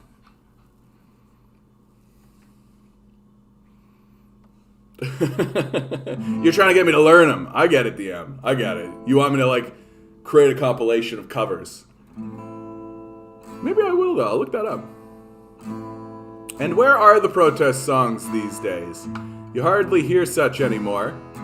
Are there no underground university radio stations anymore? The truth is, Alan, is that all of your protest musicians are working at Starbucks. That's what's happening. Right? We're all exhausted, working 2-3 jobs, running around. So your protest movements exist in your lattes. That's where it is. Every time you go and work in a retail establishment or go buy something in a retail establishment, you're buying a piece of the protest song. That it's only been in this moment that people have had a little break. And men like me can actually sit down and actually articulate in some form of expression what's happening to us. Stand up straight with your shoulders back. Tighten that heart, give it no slack. Find another way to fill that void. Fill that order, do as you're told. No one cares, you're getting old. The fake smiles, they just make you annoyed.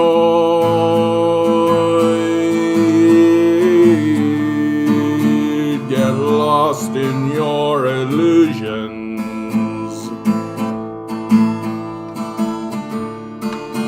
Pornography engine.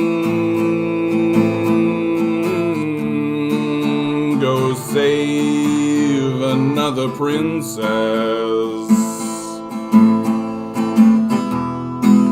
It won't save you from your sin.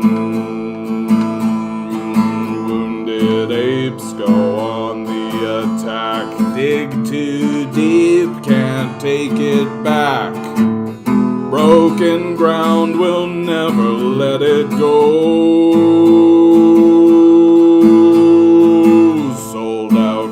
You're even born. Try to eat, but it's all gone. Why sell yourself just to put on a show?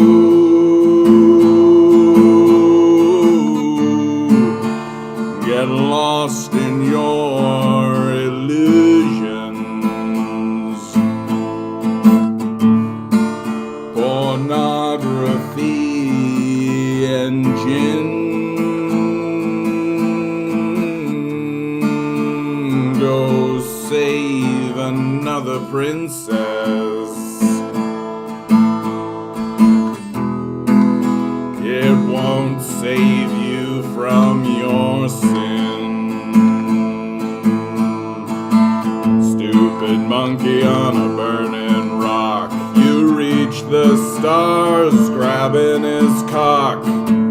Pump and dump your soul to get to Mars. Your dreams don't mean a single thing. Don't worry what tomorrow brings. Surely it will only leave a scar. Get lost in your illusions.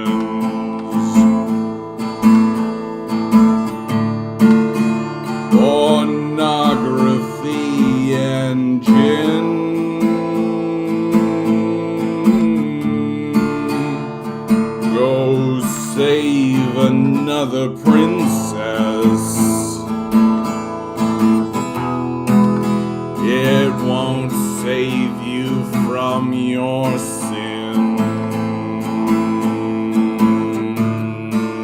Get lost in your illusion.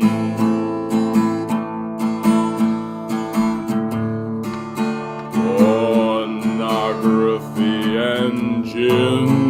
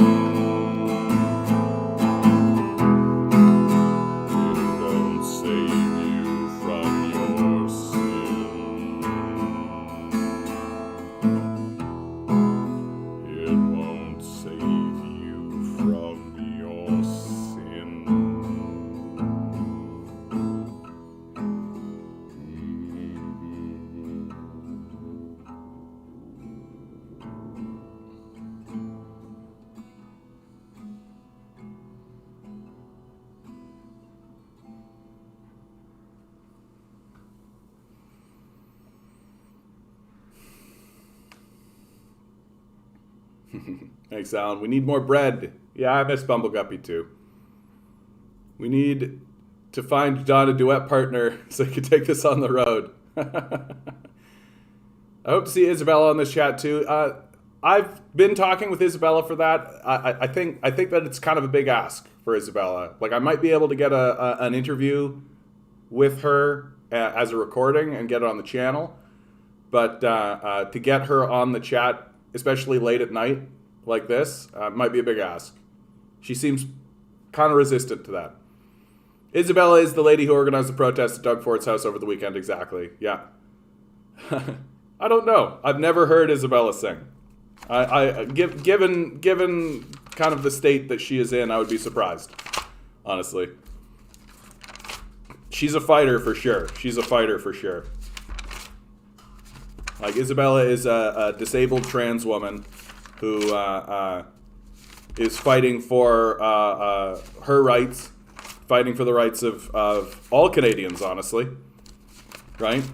And we owe it to her to continue fighting.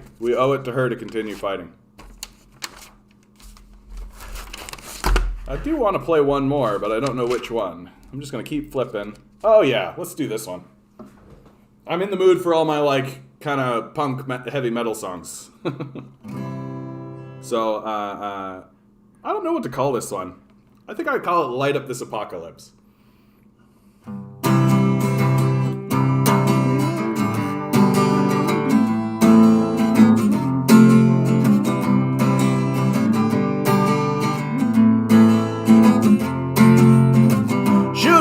Man into space, gotta get ahead of the human race, and we're the lazy ones working at the end of your nukes and your guns, and we don't even care. Bring on the doom, light up this apocalypse, we'll be going soon.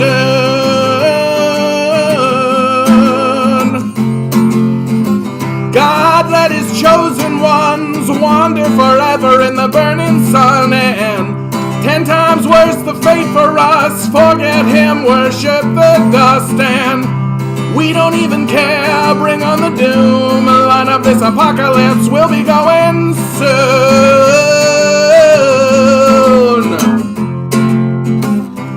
Baptize us with rising tides, never let us see what hides inside, and cover our sins with dollar signs. The fire will burn away our pride, and we don't even care. Bring on the doom, line up this apocalypse, we'll be going soon.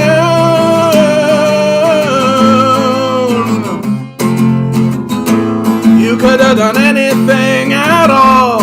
You could have done anything at all. You could have done anything at all, and you chose this. Oh, we don't even care. Bring on the doom, line up this apocalypse, we'll be going soon. And we don't even care. Bring on the doom, light up this apocalypse, we'll be going soon. What song of John's would be considered an anthem? I don't know, dude. An anthem. I don't know. I got lots of stuff that I think would just, like, kick in people's teeth. Because that's what a lot of this music's trying to do. Just, like, fucking kick in some people's teeth. Anyway. I said that'd be the last one. That'll be the last one. Hope you guys are doing well. Hope you enjoyed the music. Good opportunity. If you want to be a Patreon, right down below my Patreon. If you want to find that music, you can find it at Bandcamp. Also, link in the description. Like, share, subscribe, all that kind of stuff. You know what I'm talking about. You know what I'm talking about. I was wondering if you heard Yanis Varoufakis. I can never pronounce his name properly, which I got to work on that. Varoufakis. Yanis Varoufakis, on why he thinks capitalism has evolved into techno-feudalism.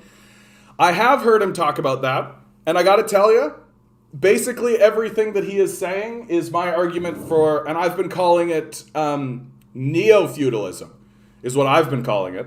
And he has been calling it techno-feudalism.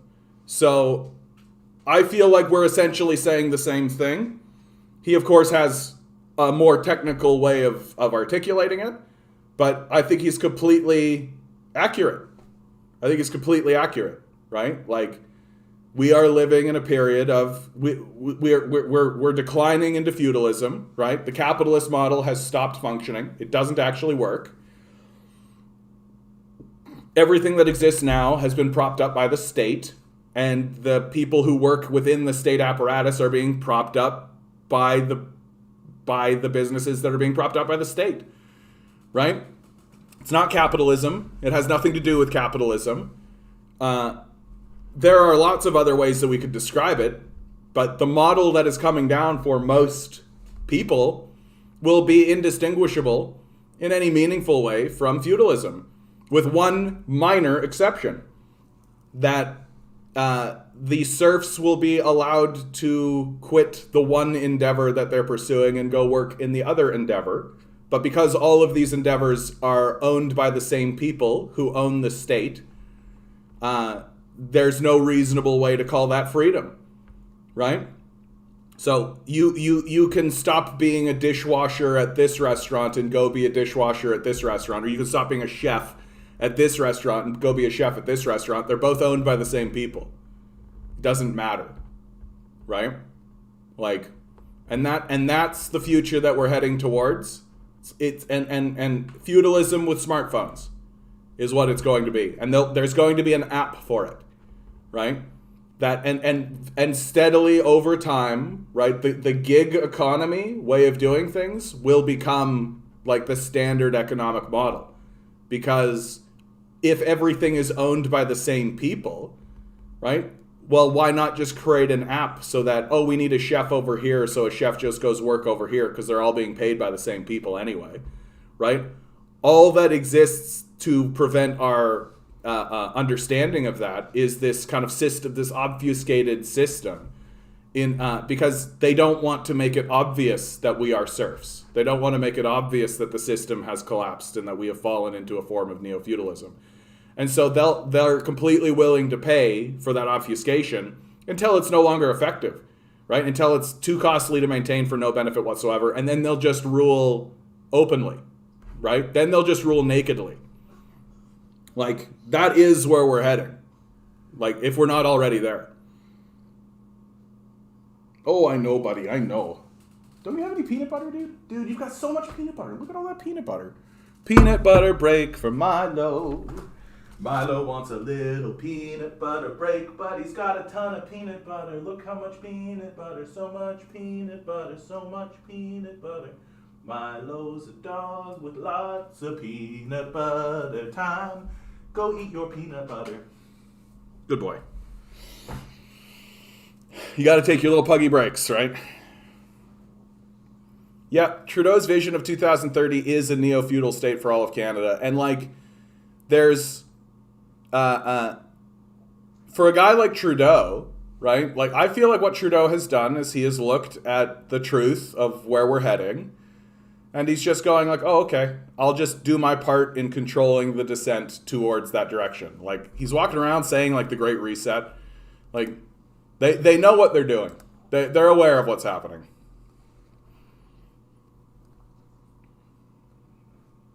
Well, it's not that the political parties are powerless. Like, there are things that could be done. And there are people who are working within political power structures. It's just that it seems like the populace doesn't understand that electoral politics alone is not going to get it done.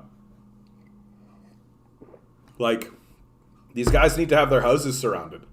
Like, and that should become completely normal. Have you seen his discussion with Brianna Joy Gray or Richard Wolff? If they're recent discussions, I don't think so. I have seen him speak with Richard Wolff in the past. So if they're... I'll take a look around for it, though, because he's I mean, for God's sakes, he's like the former finance minister. He was the prime minister of Greece. He resigned once he realized that he could never actually get anything done. Like, these next 10 years are going to be bonkers, guys. Like, they're going to be bonkers. Like, especially in, like, the United States, it baffles me that 600,000 homeless people. I'm like, you guys can't, like, get together, right? You can't, like, get together and surround people's houses.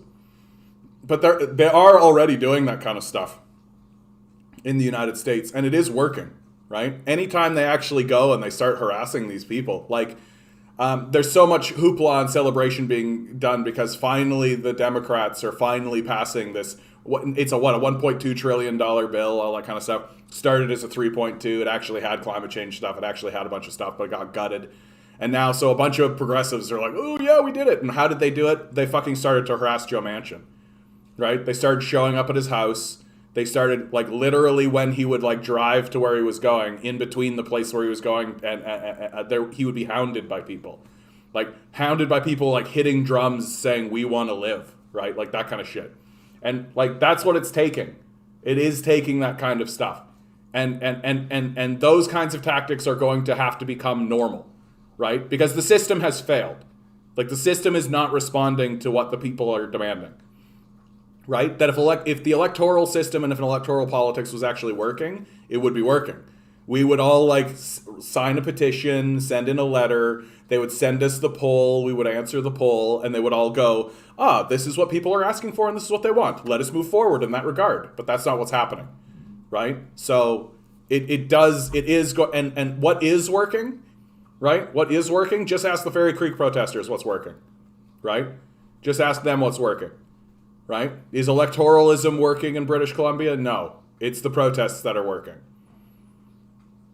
Yeah. Like, the system is running out of control. For sure. For sure. And all it's going to take, right, if we can get a critical mass of people who are willing to harass these people, right, to high levels, all it's going to take is the police forces and the military being like, yeah, like, this is obviously a failure. It obviously doesn't work. And we've seen that happen before. Like, it does occur where police forces and all these are ordered to, like, move forward and clear out things and shoot and all this, and they just say no. That's it. That's the end of it, right? That means the people have won, and that means the will of the people will be exerted.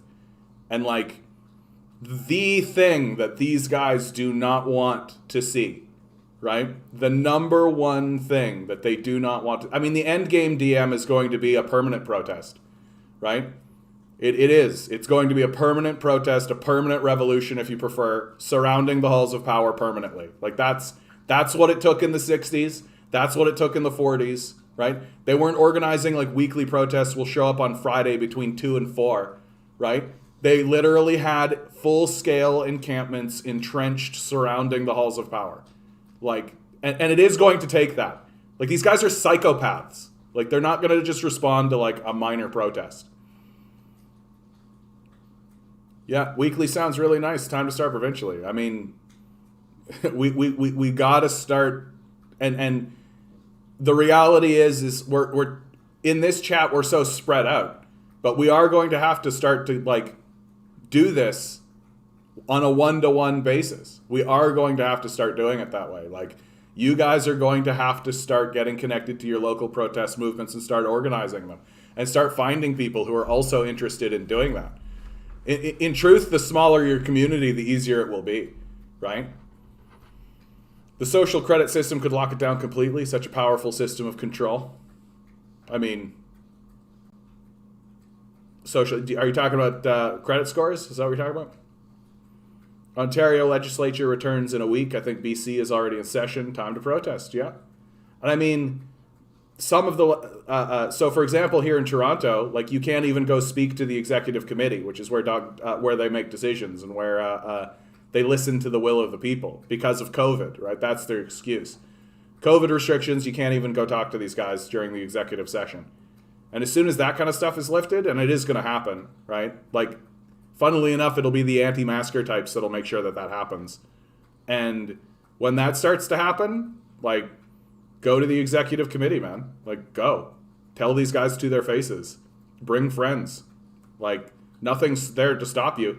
It's like an open mic night. You literally just like go to the executive council, and every single institution has these, right? If you have a mayor, you can go to his executive council meeting or her executive council meeting.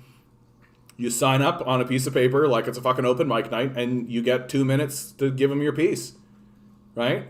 And like, bring lots of people, bring more people, like keep bringing people, and let them know to their faces that they suck.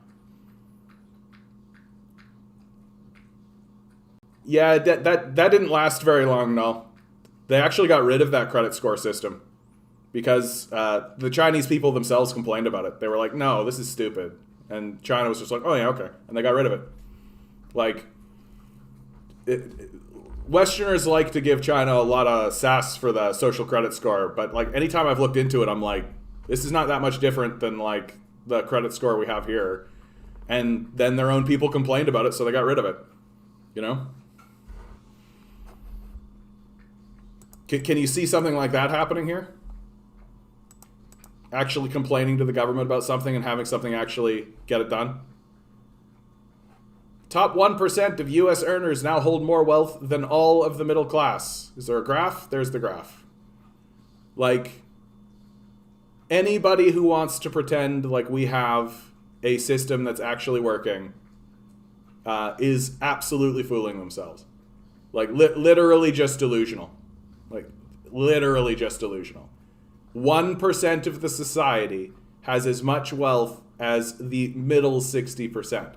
And of course, they're reporting it as middle 60%. Well, the bottom 30% have nothing and are in fact in the negatives, right?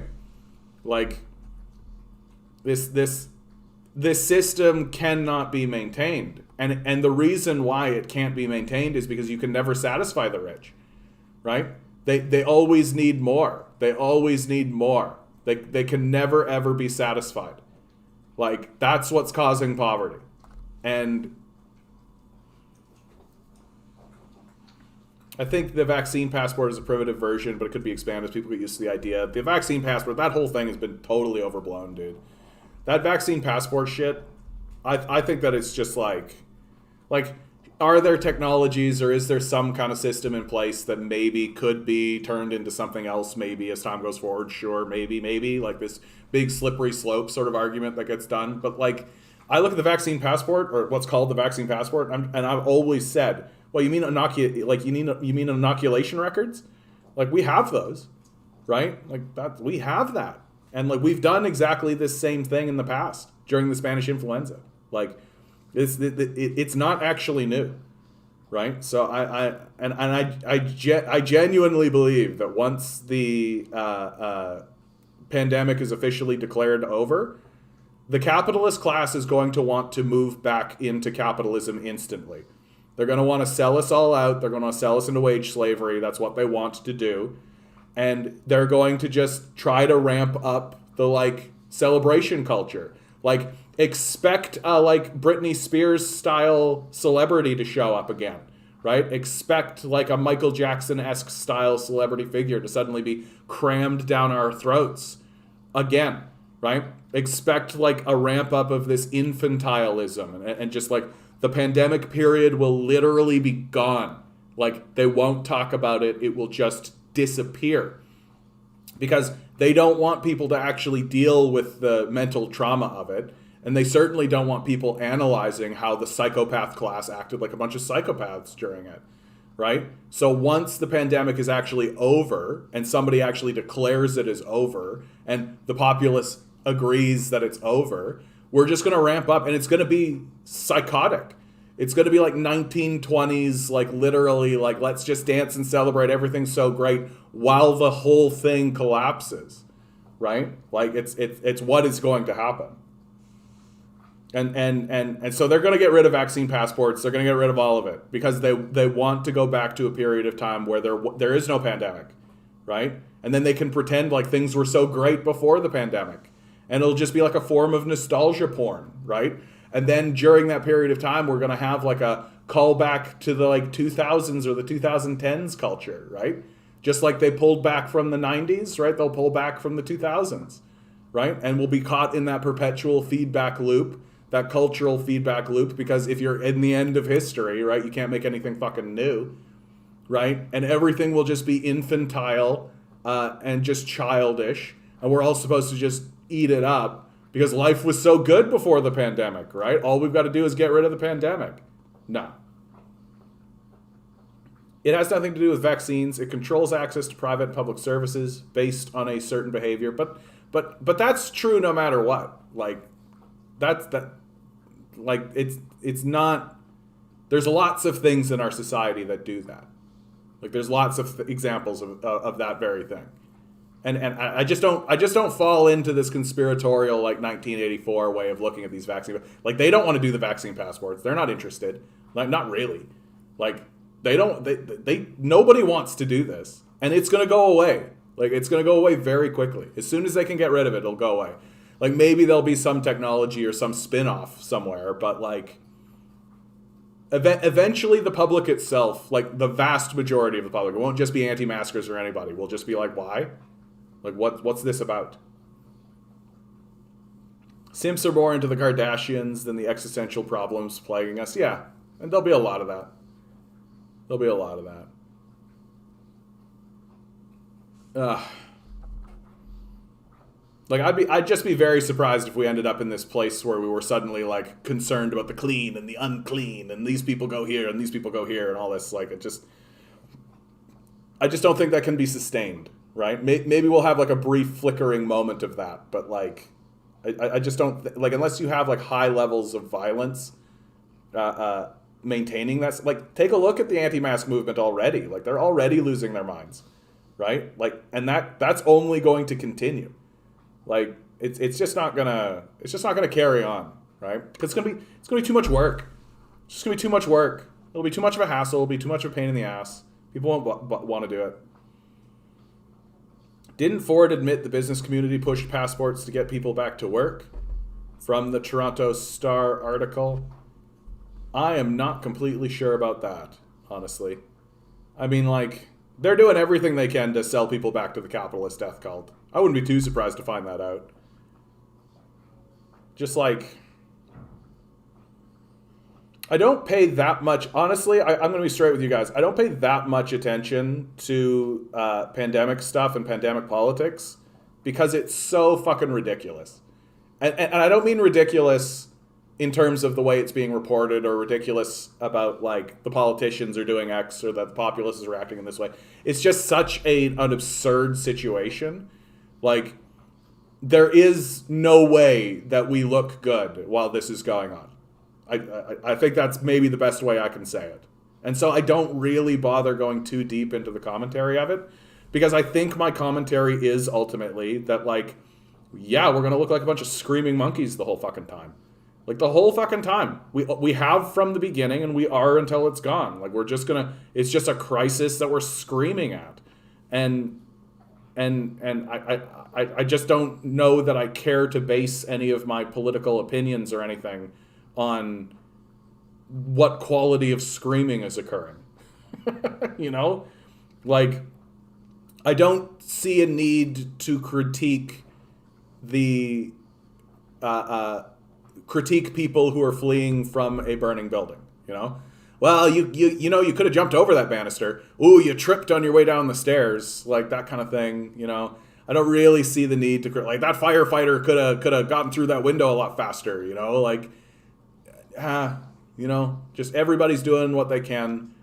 I think the only thing that's worth talking about is everything being done in good faith or not? That, I think, is the central linchpin of what people's concerns are, right? Like, because something can be done that has kind of a questionable quality about it, but if it's being done in good faith, still it works and is acceptable. But and I think where a lot of these anti-maskers are coming from, and there are reporters that are starting to question, like, are these pharmaceutical companies, for example, saying that these medicines and releasing these medicines to us, are they doing that in good faith, right? And I think there's a lot of people who are starting to come out and say, like, no, Like, no, they're not doing this in good faith. Like, if they were doing it in good faith, why not just release this stuff to poorer countries, right? Why are we not allowing poorer countries to have access to these vaccines? Why are we withholding this stuff, right? And so that kind of commentary is what I'm far more interested in.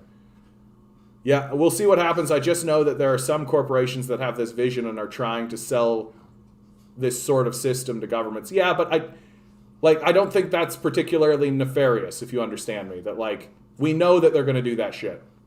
I mean, it is nefarious, but it's not more nefarious, if you understand me. Like, we know that's how they operate. We know that they want to sell, like, they're snake oil salesmen. We know they want to sell us bullshit. Like, we know that's the truth. So, like, yeah, we've got a great system that we can give to you that you won't use in 2 years, you know? That's not really new, honestly. Like, that's... And I find that this kind of conversation takes us into, like, the Orwell's 1984, right? 1984, we're going there. It's going to happen.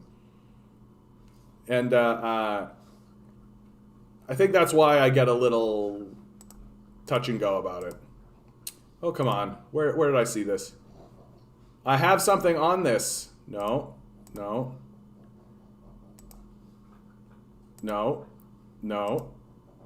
Oh, wait, it's this one. Yes.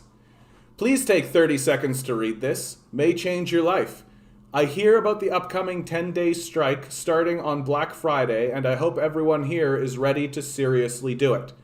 Personally, I am sick of choosing between eating, shelter, and driving to work, even though I work 60 hours a week, have a bachelor's degree, and 12 years of experience. I know you are all sick of this too, but won't stop until we take this seriously. They don't care about us. They care about the number of zeros in their bank accounts. This Black Friday lets hurt their bottom line. They still believe that the rules were made for us, not them. In reality, they depend on us. They need us. They need you. I need you. We need you. This Black Friday, turn your phone off and spend time with your family. You only have one of them, and you are doing this for them. Stay strong, brothers and sisters. So this seems to be coming out of left field. Lots of things seem to be, I think social media has allowed things to be organized without organization. Do you know what I mean? Like, it's like the Great Resignation has no formal central organized structure to it. But it just seems like we're spreading around this spirit. Seems like there's like an underlying understanding that everybody is starting to realize, like, we need to walk away from this. We need to stop participating in this. And now we're seeing a quick turnaround into where it's going beyond just so quit your job, but also like go on strike, disrupt, sabotage, right? That's what we have to be doing. And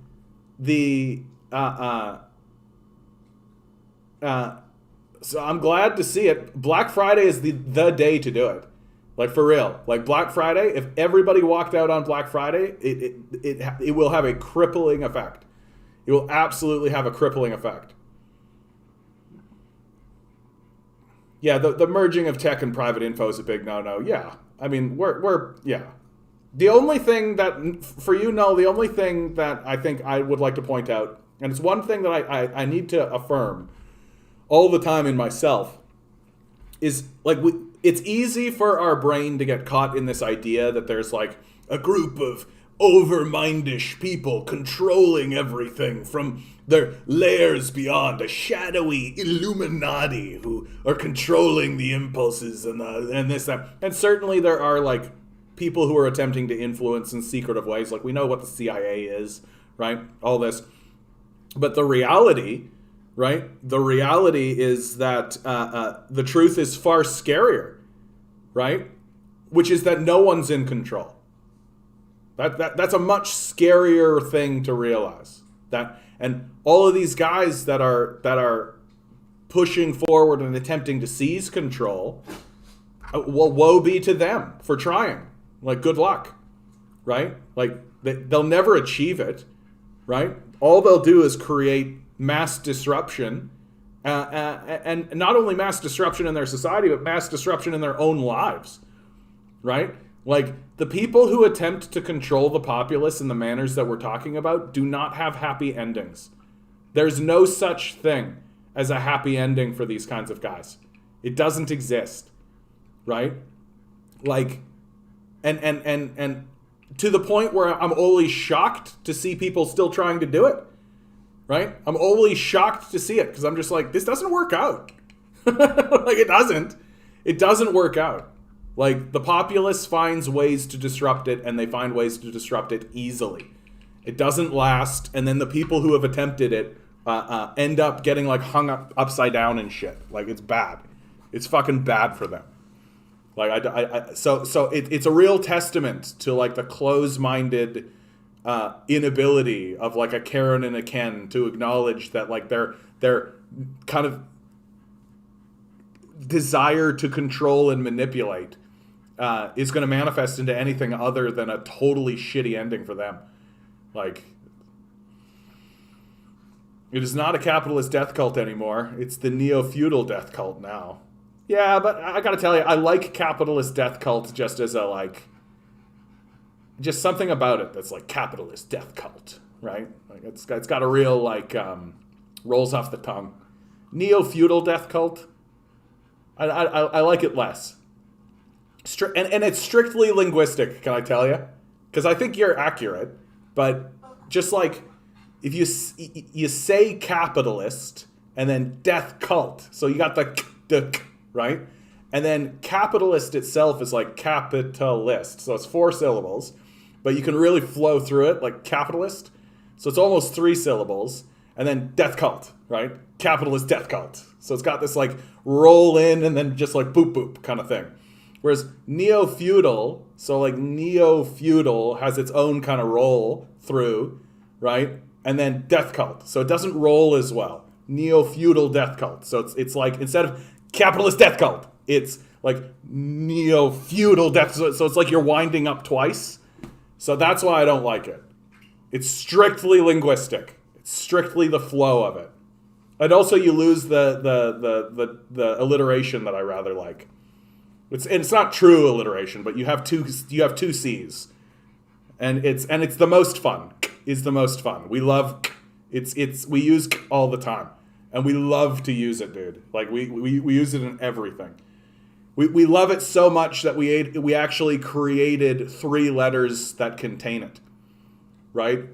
Like C, K, and X all use the k sound, and we don't need it. Like, that's the funniest part. Like, we don't need a K. We don't need an X. Like, we don't. We need a C to represent k, and we need an S to represent s. That's what we need. We don't need the K. We don't need the X. And yet we still have it. Anyway, please, guys, tell me to shut up when I start talking about this linguistic stuff. I can go for way too long about how much I love language and saying words. Oh, look, a guy who literally talks like 3 hours a night, as well as plays music and does all this, loves to talk and loves words. And I do love words, man. I do love words. What about circle? But that's just it, right? Like, so the first letter should be an S. And then the second letter is the C, right? Circle, right? But for some reason, we let C be both S and C, and it's both S and K, right? It's dumb, is what it is. It's dumb, but we're very dumb people, so it makes sense, I guess. I love words and language, and I think that's part of why, like, one of the most brilliant semantic things that we've done. Exactly, no. But one of the most brilliant semantic things that happened to us was the change of language from wage slave, right, to employee, like, or even worker, right? Like, we're not a worker, we're an employee, right? So it's a semantic change but one that pulls away and creates a level of obfuscation between what is real and allows the capitalist death cult to maintain its propaganda, right? It's propaganda and it's illusionary system. No, you're not a wage slave, right? You're an employee. And it's a very simple thing to do, but because it seems to exist within the society agreed upon by vast majorities, if you actually do stand up and say, no, we are wage slaves, and you attempt to organize along those lines, you've got to push through a group of Karens and Kens being like, you're so hyperbolic, that's too much, you're not a wage slave, oh my God, right?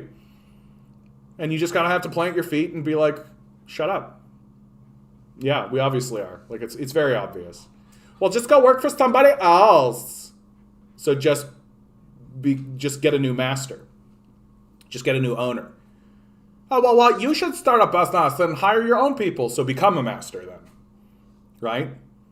And they don't actually have responses to this. This is part of the thing that I think is if we were actually being ruled by a cabal of controlling kind of people who are actually manipulating, I feel like people would be smarter, right? But we're not. The people who have the money, they got the money because of their obedience and their subservience to the system. And because all they've ever done is just simp for it, right? All they've ever done is obey it.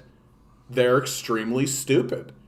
Right? They have no critical analysis of this system of abuse. All they know is, well, I did everything I was told, and so I got the nice house. That's it. That's it.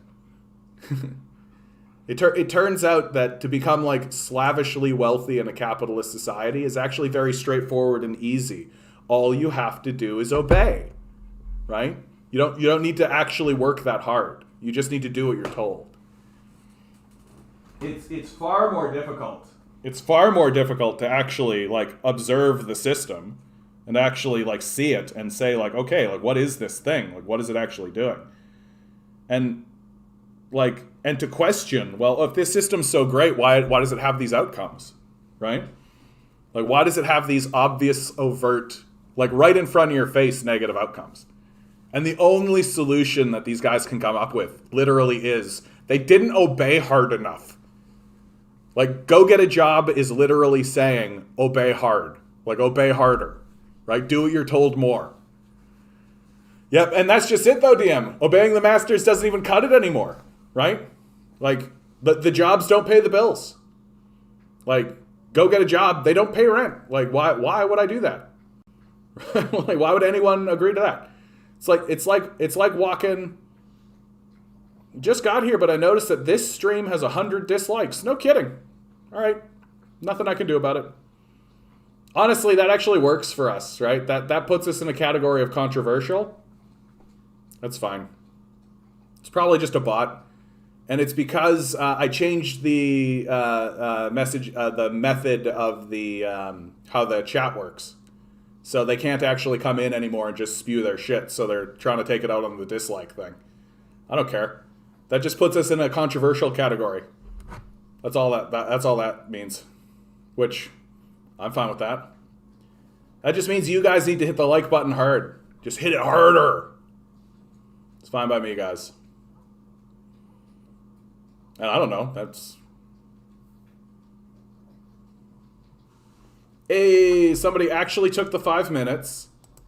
See what I'm talking about? Somebody actually took the 5 minutes so that they could put in one thing. What do we think, guys? Yeah, let's do hate speech. We'll report you, and then we'll remove you.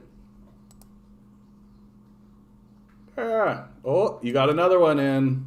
We'll remove that too. And hide this user. That's so much nicer than what I was dealing with before. Yeah, that was so much nicer. The slow mode is so much nicer. I'm glad I made that decision. I cannot believe that somebody took, so that means that this person subscribes to me, right? Because you can't comment in the chat unless you subscribe. So they've subscribed to me. They waited the 5 minutes. right? And then they tried to get the bot to put its stuff in, but they could only get one message in. And if I was quick, I could probably have gotten them in before, because there's a slow mode of 10 seconds. I wish there was a way to just remove them completely. Can I remove them completely? No, it's not letting, because I mean, I want to get rid of this. This is filth. Like, it's just garbage. But like, can a bot do all of that I just described? Can they? I guess they could. Just like subscribe, wait 5 minutes, put in its trash. Here, I'm just gonna quickly. I just don't want it on my screen anymore. It's just garbage. The first proletarian revolution made it no further than Paris. The second wave of revolutions swept across half the world. A third wave is coming. Our victory is certain. Let us win our freedom once and for all. The racism is so disgusting. I honestly can't believe that people believe that. But then when you log into an image board on WeChat, you see the word. Yeah, of course. And like, but this is just it. Like these people are like, it's like the basement of humanity, right? Like it's what happens when like the like bottom tier of people attempt to interact. Like the most difficult thing for a person to do is deal with themselves. That's the most difficult thing to do, right? And it's extremely easy, and you can see it. It's extremely easy for people to fall into this trap of saying, "Oh, I am fine as I am." Like, this is the incel argument, right? Like, I can't get a girl because society has taught girls bad things. The problem isn't me, it's them, right? And so you end up in this really ironic sort of situation where like the very people who complain of like Marxists and Leninists that they just need to pull themselves up and get a better job, will then like turn around and defend incels and be like, oh yeah, bots have been showing up all over streams on this site. It's really disturbing. Yeah, it is disturbing. Don't get me wrong about that, Caleb. I completely agree with you on that. It is disturbing. But, yeah. What can you do? I mean, I'm like first day internet, you know? Like I was like when I was a kid, I was like straight up like on the internet like first day. So like trolling is nothing new to me. Like I know all about these guys. Like I'll be honest, when I was young I did a little trolling myself. Right? It's a child's game. Like that's the reason why I can't get too upset about it. Like it's either literally children, like 12-year-olds, or it's people with the mental capacity of children, right? Like that's all. There's no and now that I've got like only subscribers can chat, and then also the slow mode, it's made the problem a lot easier to deal with. Yeah, it's extremely childish. Like, and also like self-defeating, right? Like, I'm gonna put 100 million dislikes on this. Well, that just spreads it around. Like, that just puts it in the controversial category, right? Like, it's still interaction. It's like how on Facebook we found out recently that they put 5 times more importance on the angry emoji. That if you used the angry emoji, it was like giving the thing 5 likes, right? And so it's like it's the same story here. Like if you give something a down vote, they still go like, oh, that's interaction. Somebody still interacted with this video, and just because they didn't like it, like that doesn't mean anything, right? The algorithm understands. They're like, oh, so this guy who likes a lot of far-right, like neo-Nazi content disliked this video, so we won't show this far-right neo-Nazi guy that kind of content. But people who are against neo-Nazis, we can show this content to because it's controversial, right? It only means John is doing something right. That's exactly right, DM. That's exactly right. Well, because, like, the thing is they're not coming in and trying to debate. That's the big thing. Like, occasionally, like, I'd say, like, once every few weeks, I get somebody in who even attempts to debate. But, like, they know they can't. Like, that's just it. Like, they just know they can't. Yeah, exactly. That's what it is. It's just, well, I mean, even, like, it is racism. But, like, you're right. They just go for the lowest level of effort to upset people. And honestly, we've been talking too much about them already, honestly. This is giving them way more than they need. The line from the early days of the internet is don't feed the trolls. Right? Don't feed the trolls. That's what they want. It's just somewhat fascinating. Like incel culture, right? Incel culture is very fascinating to me. I recently, there's a guy that I subscribe to, not very well known. I should show his thing just for you guys if you don't know him. Socialism for all. This guy I don't agree with everything he says, and I don't agree with all of his methods and all this kind of stuff, but he's very well read, he's very well argued, and he recently did a great video on Incels Interrupted, Haz's Soy Males, that I listened to because he was talking about this fellow Haz that I've been seeing rise. He's been rising more and more prominence, and love your comments on Reddit as well, John. Yeah, I'm brilliant. I'm brilliant wherever I go. DM, you're following me all over the place. Yeah, I didn't really know. Yeah, John Olith is my Reddit name. It's my old Reddit name, so like it didn't make the brand jump. So the and I kind of just use Reddit as my just like, I don't know. It's always been like a fuck around account in terms of commenting and all that kind of stuff. Anyway. See you, Noel. Good to see you, bud. Yeah, Haz seems to me, at least according, I don't really see much of his content. I don't really interact with much of his content. But this fellow here really dives into this kind of phenomenon where you have right-wing conservatives in the United States beginning to try to intersect their ideology with Marxism, right? That they don't recognize that Marxism and conservatism are incompatible, that they can't actually merge, they don't actually work. And of course, this fellow, Socialism for All, really goes into like his reasons for why he thinks that's happening, but also the disgusting nature of the incel culture, right? That like these guys are outright saying like women should worship me. I should be able to treat them like a piece of property. Like the people who like drive vans into places and shoot people are literally writing these like manifestos where they're saying when they're saying women, like we should be able to control women, or women should act in this sort of way. And he also made an interesting connection into, remember not that long ago, there was like the pickup culture. There were people who like had the pickup kind of thing.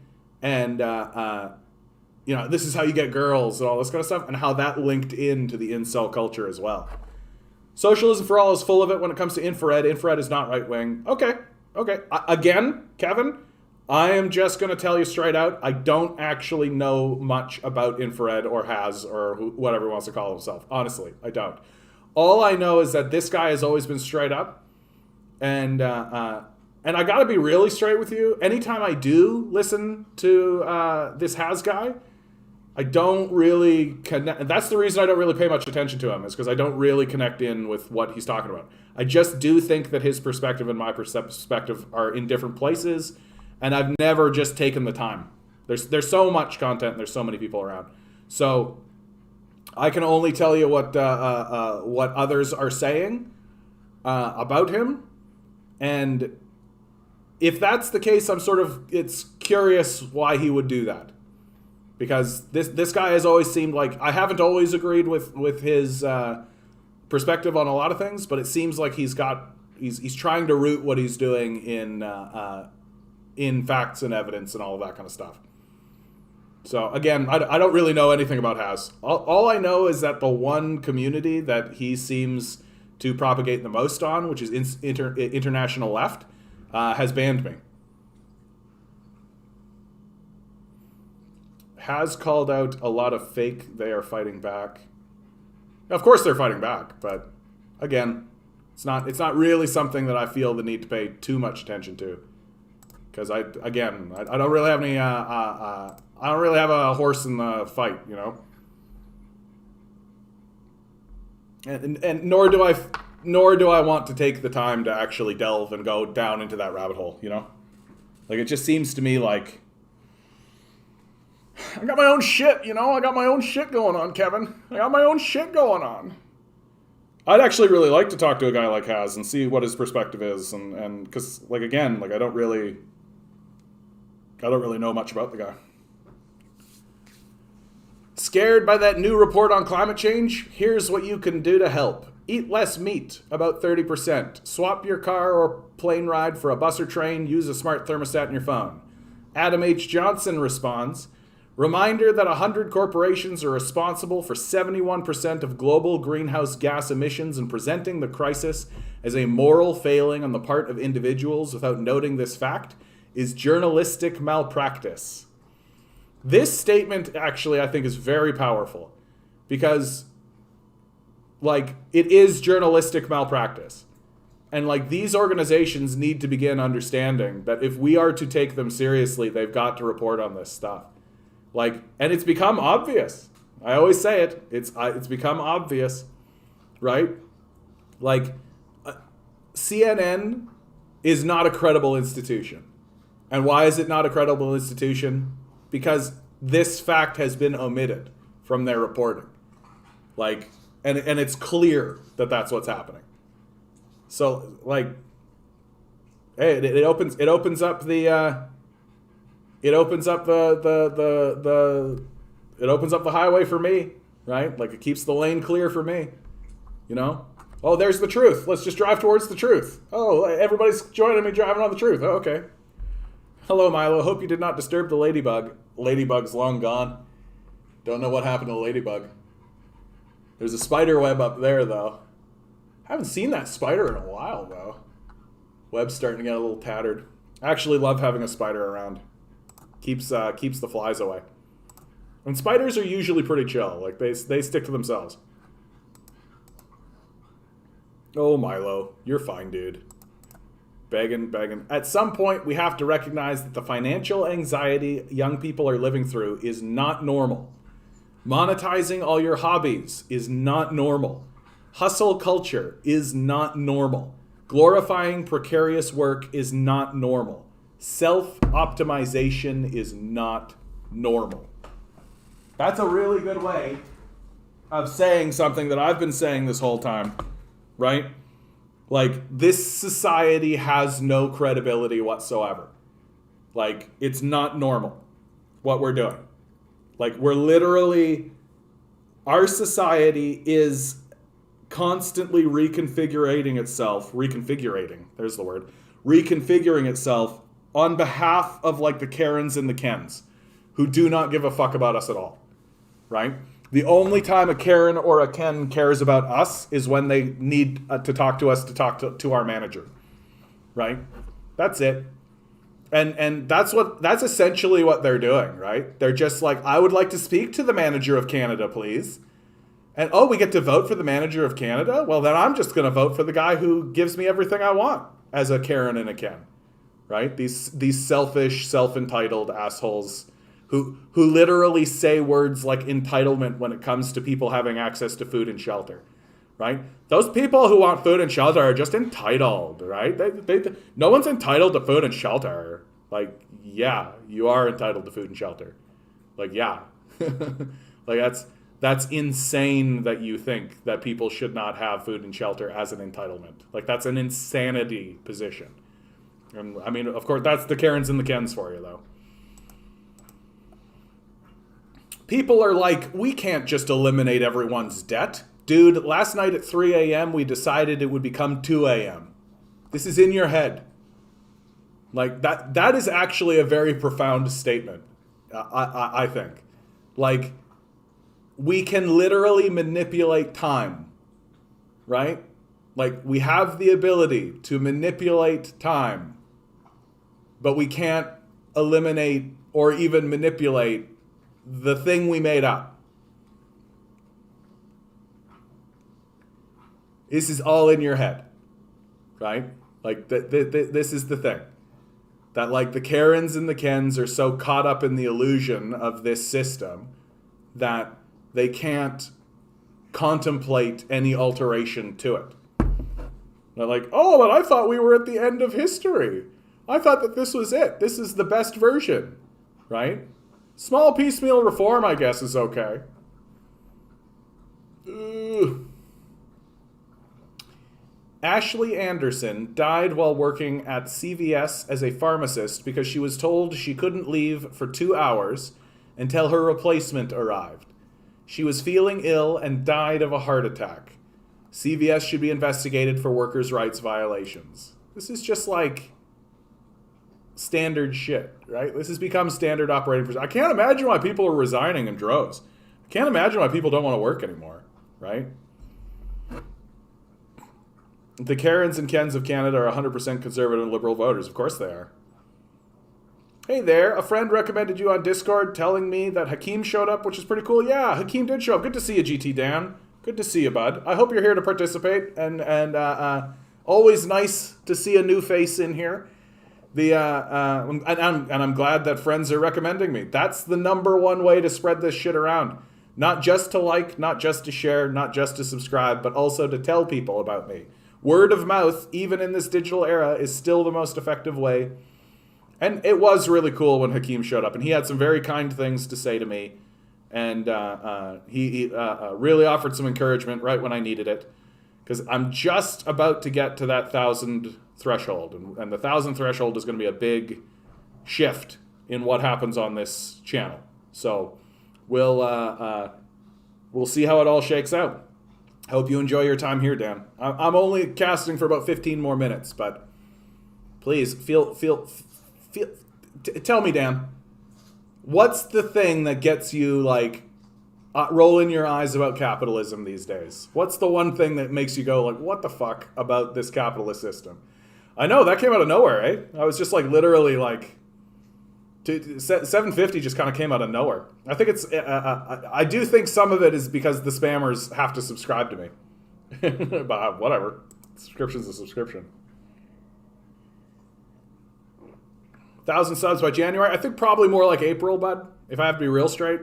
Like, I'm trying to be conservative about it.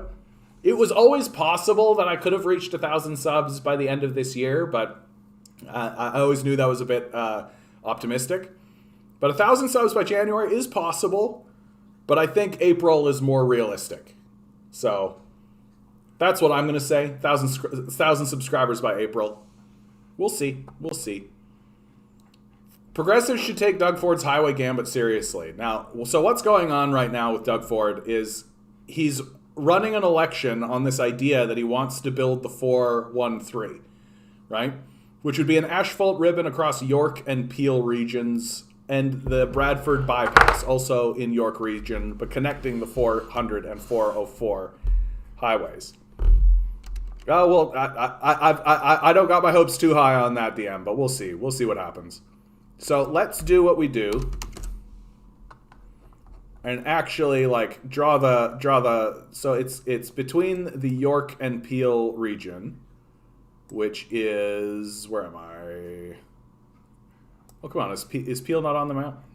Come on, Peel's got to be on the map. Why am I so bad at this? Yeah, York. No, I thought that it was up in here. Anyway, it doesn't. Look at me. I'm the greatest reporter ever.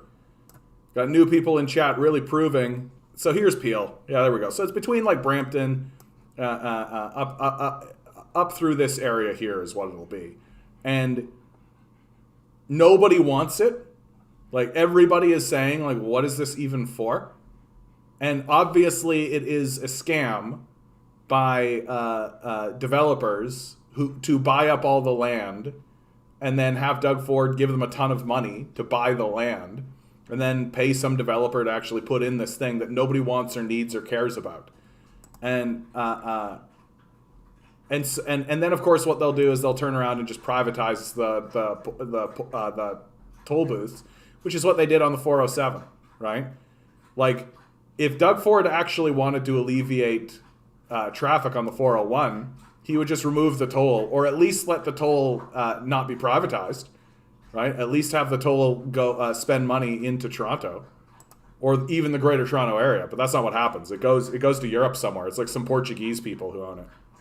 It's actually really fucking dumb. And so, but this, to anybody who is like even on the right and living like as a centrist even, like, you should be able to see through this pretty clearly. But Doug Ford is banking on this idea that his followers, the Karens and the Kens, will actually fall for this or think that it'll be the greatest thing ever, right? Because they're all drivers, right? They don't give a shit about things like climate change. They don't give a shit about any of that.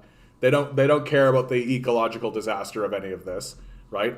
All they care about is when they go driving, you know, if they want to go out to Brampton sometime on like a bed and breakfast trip because Doug Ford gave them $1,000 to do it. That's what they care about, right? So it should be taken seriously, but we should be taking it seriously by calling it out for what it is. Like, and the struggle that through this next election is going to be just accepting that conservative voters are as degenerate as they are, right? Like, we kind of still believe that people can be reasoned with. We kind of still believe that these people like actually do have a moral compass, and they don't. Like, and it's becoming obvious. Like, anytime I interact with these people, it's extremely obvious that all they care about is their palace and their money. They do not give a shit about the poor. They do not give a shit about any of this. They genuinely do believe all of the propaganda. Like, it's getting real clear. And they'll clutch onto a Bible while they say it, right? They'll clutch onto a Bible while they abandon the poor. It's staggering. And I actually have this really great. Yeah, every day I have to marvel at what the billionaires and Fox News pulled off. They got working whites to hate the very people that want them to have more pay, clean air, water, free healthcare, and the power to fight back against big banks and big corporations. It's truly remarkable. And I feel like this is the exact thing that's happened in Ford Nation. That, like, they're living in this, like, illusionary bubble. They're living in this like place where it's like, no, things are happy and good in my neighborhood. I get my fancy car and I get to live in this mansion. And they don't see that like they're living at like the bottom of an hourglass, and the hourglass is steadily filling up with sand, and it will bury them. Right? It will bury them. Oh, you have no idea how peed off I am about hearing about the bed and breakfast. Yeah, for those of you who don't know, so Doug Ford, right? Doug Ford's staycation plan will give Ontarians money to vacation closer to home. So he is giving, it's a 20% tax credit that puts money into the pockets of Ontario travelers and families when they choose to travel right here at home, okay? It allows Ontarians to claim up to $1,000 for individuals or $2,000 for families on holiday rental accommodations. The cost of the program, $270 million. So just to give you a sense of how fucking ridiculous this is, Doug Ford is giving wealthy families, right, tax credits. So he's giving taxpayers $270 million so that they can go to bed and breakfasts in like Brampton, right, or like wherever in Ontario, while simultaneously cutting the budget for education in Ontario by $500 million, while simultaneously cutting 700 climate change programs, while simultaneously going after the poor and the vulnerable and the elderly, right? But this is the nature of like their duplicity, right? That the people who benefit from this will be like, oh yay, oh look at Dougie's helping me. Dougie's such a good man, right? Like, because they don't care about any of that other stuff. Like, they don't care that their children are ruthlessly moronic. Like, they don't care that like, all they know is just like obey, do what you're told, and you'll get the good job. And it doesn't matter if you're a moron, right? Like when we were at the protest yesterday, there were families who would come out and watch us, and their children were laughing at us, right? They were laughing at us, and their families were like looking at us with this kind of like bemused, like, this is the face that I saw a lot of people with. Like, they couldn't contemplate or understand. It couldn't calibrate in their brain what was actually going on, right? And when their children mocked disabled people and laughed at disabled people, they didn't get admonished. They didn't get told no. They didn't get told any of that, right? There wasn't like a sense of seriousness about the issue, about what was going on. Like, these people are bereft of moral capability. They do not have the ability to be moral. It's done. It's gone. And when they receive their $270 million to go to their bed and breakfasts, they'll be like, wow, Dougie's such a great leader. That's what's going to happen. Yeah, $270 million could have been used to pay for the long-term care nurses with a living wage so they won't live in their cars. There's a ton of stuff they could have used that on, right? Hey, did you know there's homeless people? Did you know about the homeless people? Yeah, we've got 1.7 million homes that are empty in Canada, but you can't do anything about that. Bed and breakfasts. Gotta get people into bed and breakfasts. Like, no, conservatives are like mentally ill. They've got like a very serious mental illness going on. But because they're rich, we just let that slide. It's like totally normal. So hold on. Peel is north. I gotta actually find out where this road is gonna be. What are we doing here? Like, oh, is it like a north-south? Is that am I stupid? I feel like I'm being very stupid right now. Like, there's York. Why can't I find Peel? This is so dumb. Peel, Ontario. It's not on the map. Regional municipality of Peel. All right. I gotta get this figured out. I'm the greatest reporter ever. You guys trust me so much. Basic facts like, where's the highway going to be? And also, like, I gotta say it, like, the highway systems that exist in Toronto, like, this system here, the Gardiner, is going to come down one day. Like, it's already happening. This section of the highway is actually being taken out, right? Everybody knows it too. Like, this highway has to come down, right? The Gardiner Expressway comes down at some point because its existence has absolutely destroyed the harbor front, right? There were other cities, like Vancouver, for example. They never did this. They never put in the highway across like this, like they did before, and it's actually given them an actual harbor front, right? Where you can have like actual business and actual things, right? You can actually live in the fucking place. Same thing with like Victoria Island, right? Chicago, which is one of our sister, is considered our sister city. They did the same thing we did. They put like a highway right there. Like the 41 used to be a highway. Now it's just a road. But like it used to be a highway. And when they did that, they destroyed their harbor front. It absolutely destroyed it. And so they came along and tore it out, right? And most cities that did exactly what we did have already done this process of tearing that highway out. We just haven't done it, right? And you're starting to see this connection here is starting to get like, no, we got to get rid of this, right? And very steadily, like what'll start to happen is sections of the gardener will start to fall apart, and instead of fixing them up, they'll just eventually tear them down. It will happen, right? It's just a matter of like finding the political moment, because we still have a lot of Karens and Kens in the conversation. I hope you guys are doing really well out there, man. Like, the backlog. Thousands of veterans with disabilities are waiting years for support, right?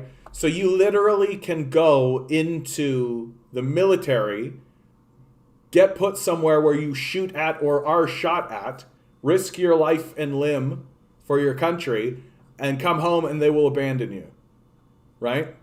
If that's what they're doing to veterans, they're certainly going to do it to you.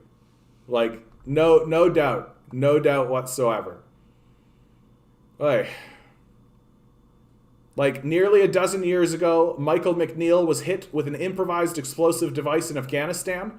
The former combat engineer, who's now a 40-year-old father of 3, has traded a fight with the Taliban for a constant battle with the federal government instead. They want you to walk away. They're literally delay, deny, watch you die, he says.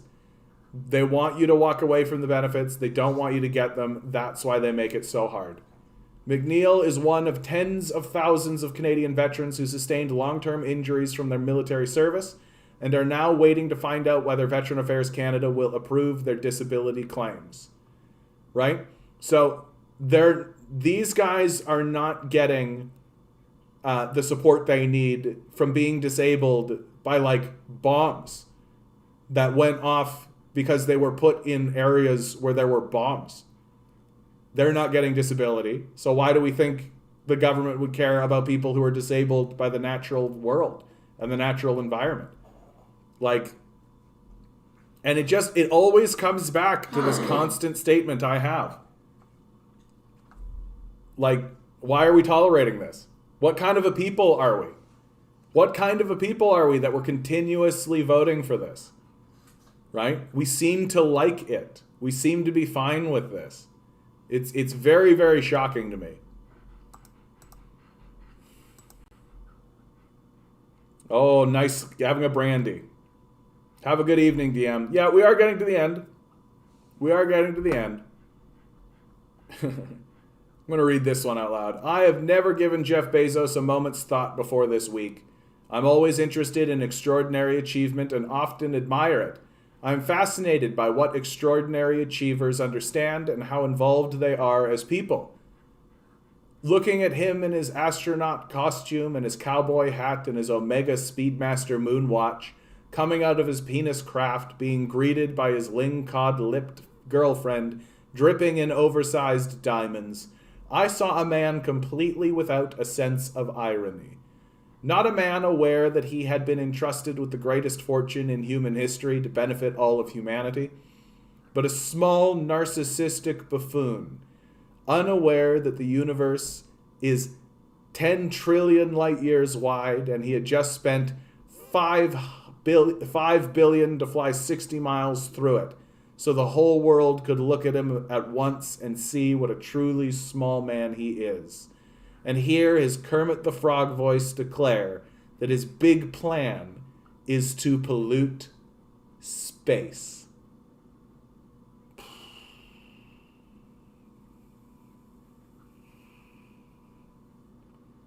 Yikes. Okay, guys. We have reached the end of today. I'm so happy that you guys are here. Honestly, you are the reason why this is so wonderful to do. Hey, B. I'm so grateful that each and every one of you are here. I'm so grateful to know that there are people in the world who care about these issues, who want to hear about these issues honestly, who are sick and tired of the media bullshit and the obvious corrupt and incredulous nature of our society. I'm so happy that there are people who are fighting the good fight and struggling away. And never forget, you are a quantum being standing around in quantum energy. These billionaires are doing everything they can to make you forget it or not realize it in the first place. Don't let them. Good luck. We're going to need it.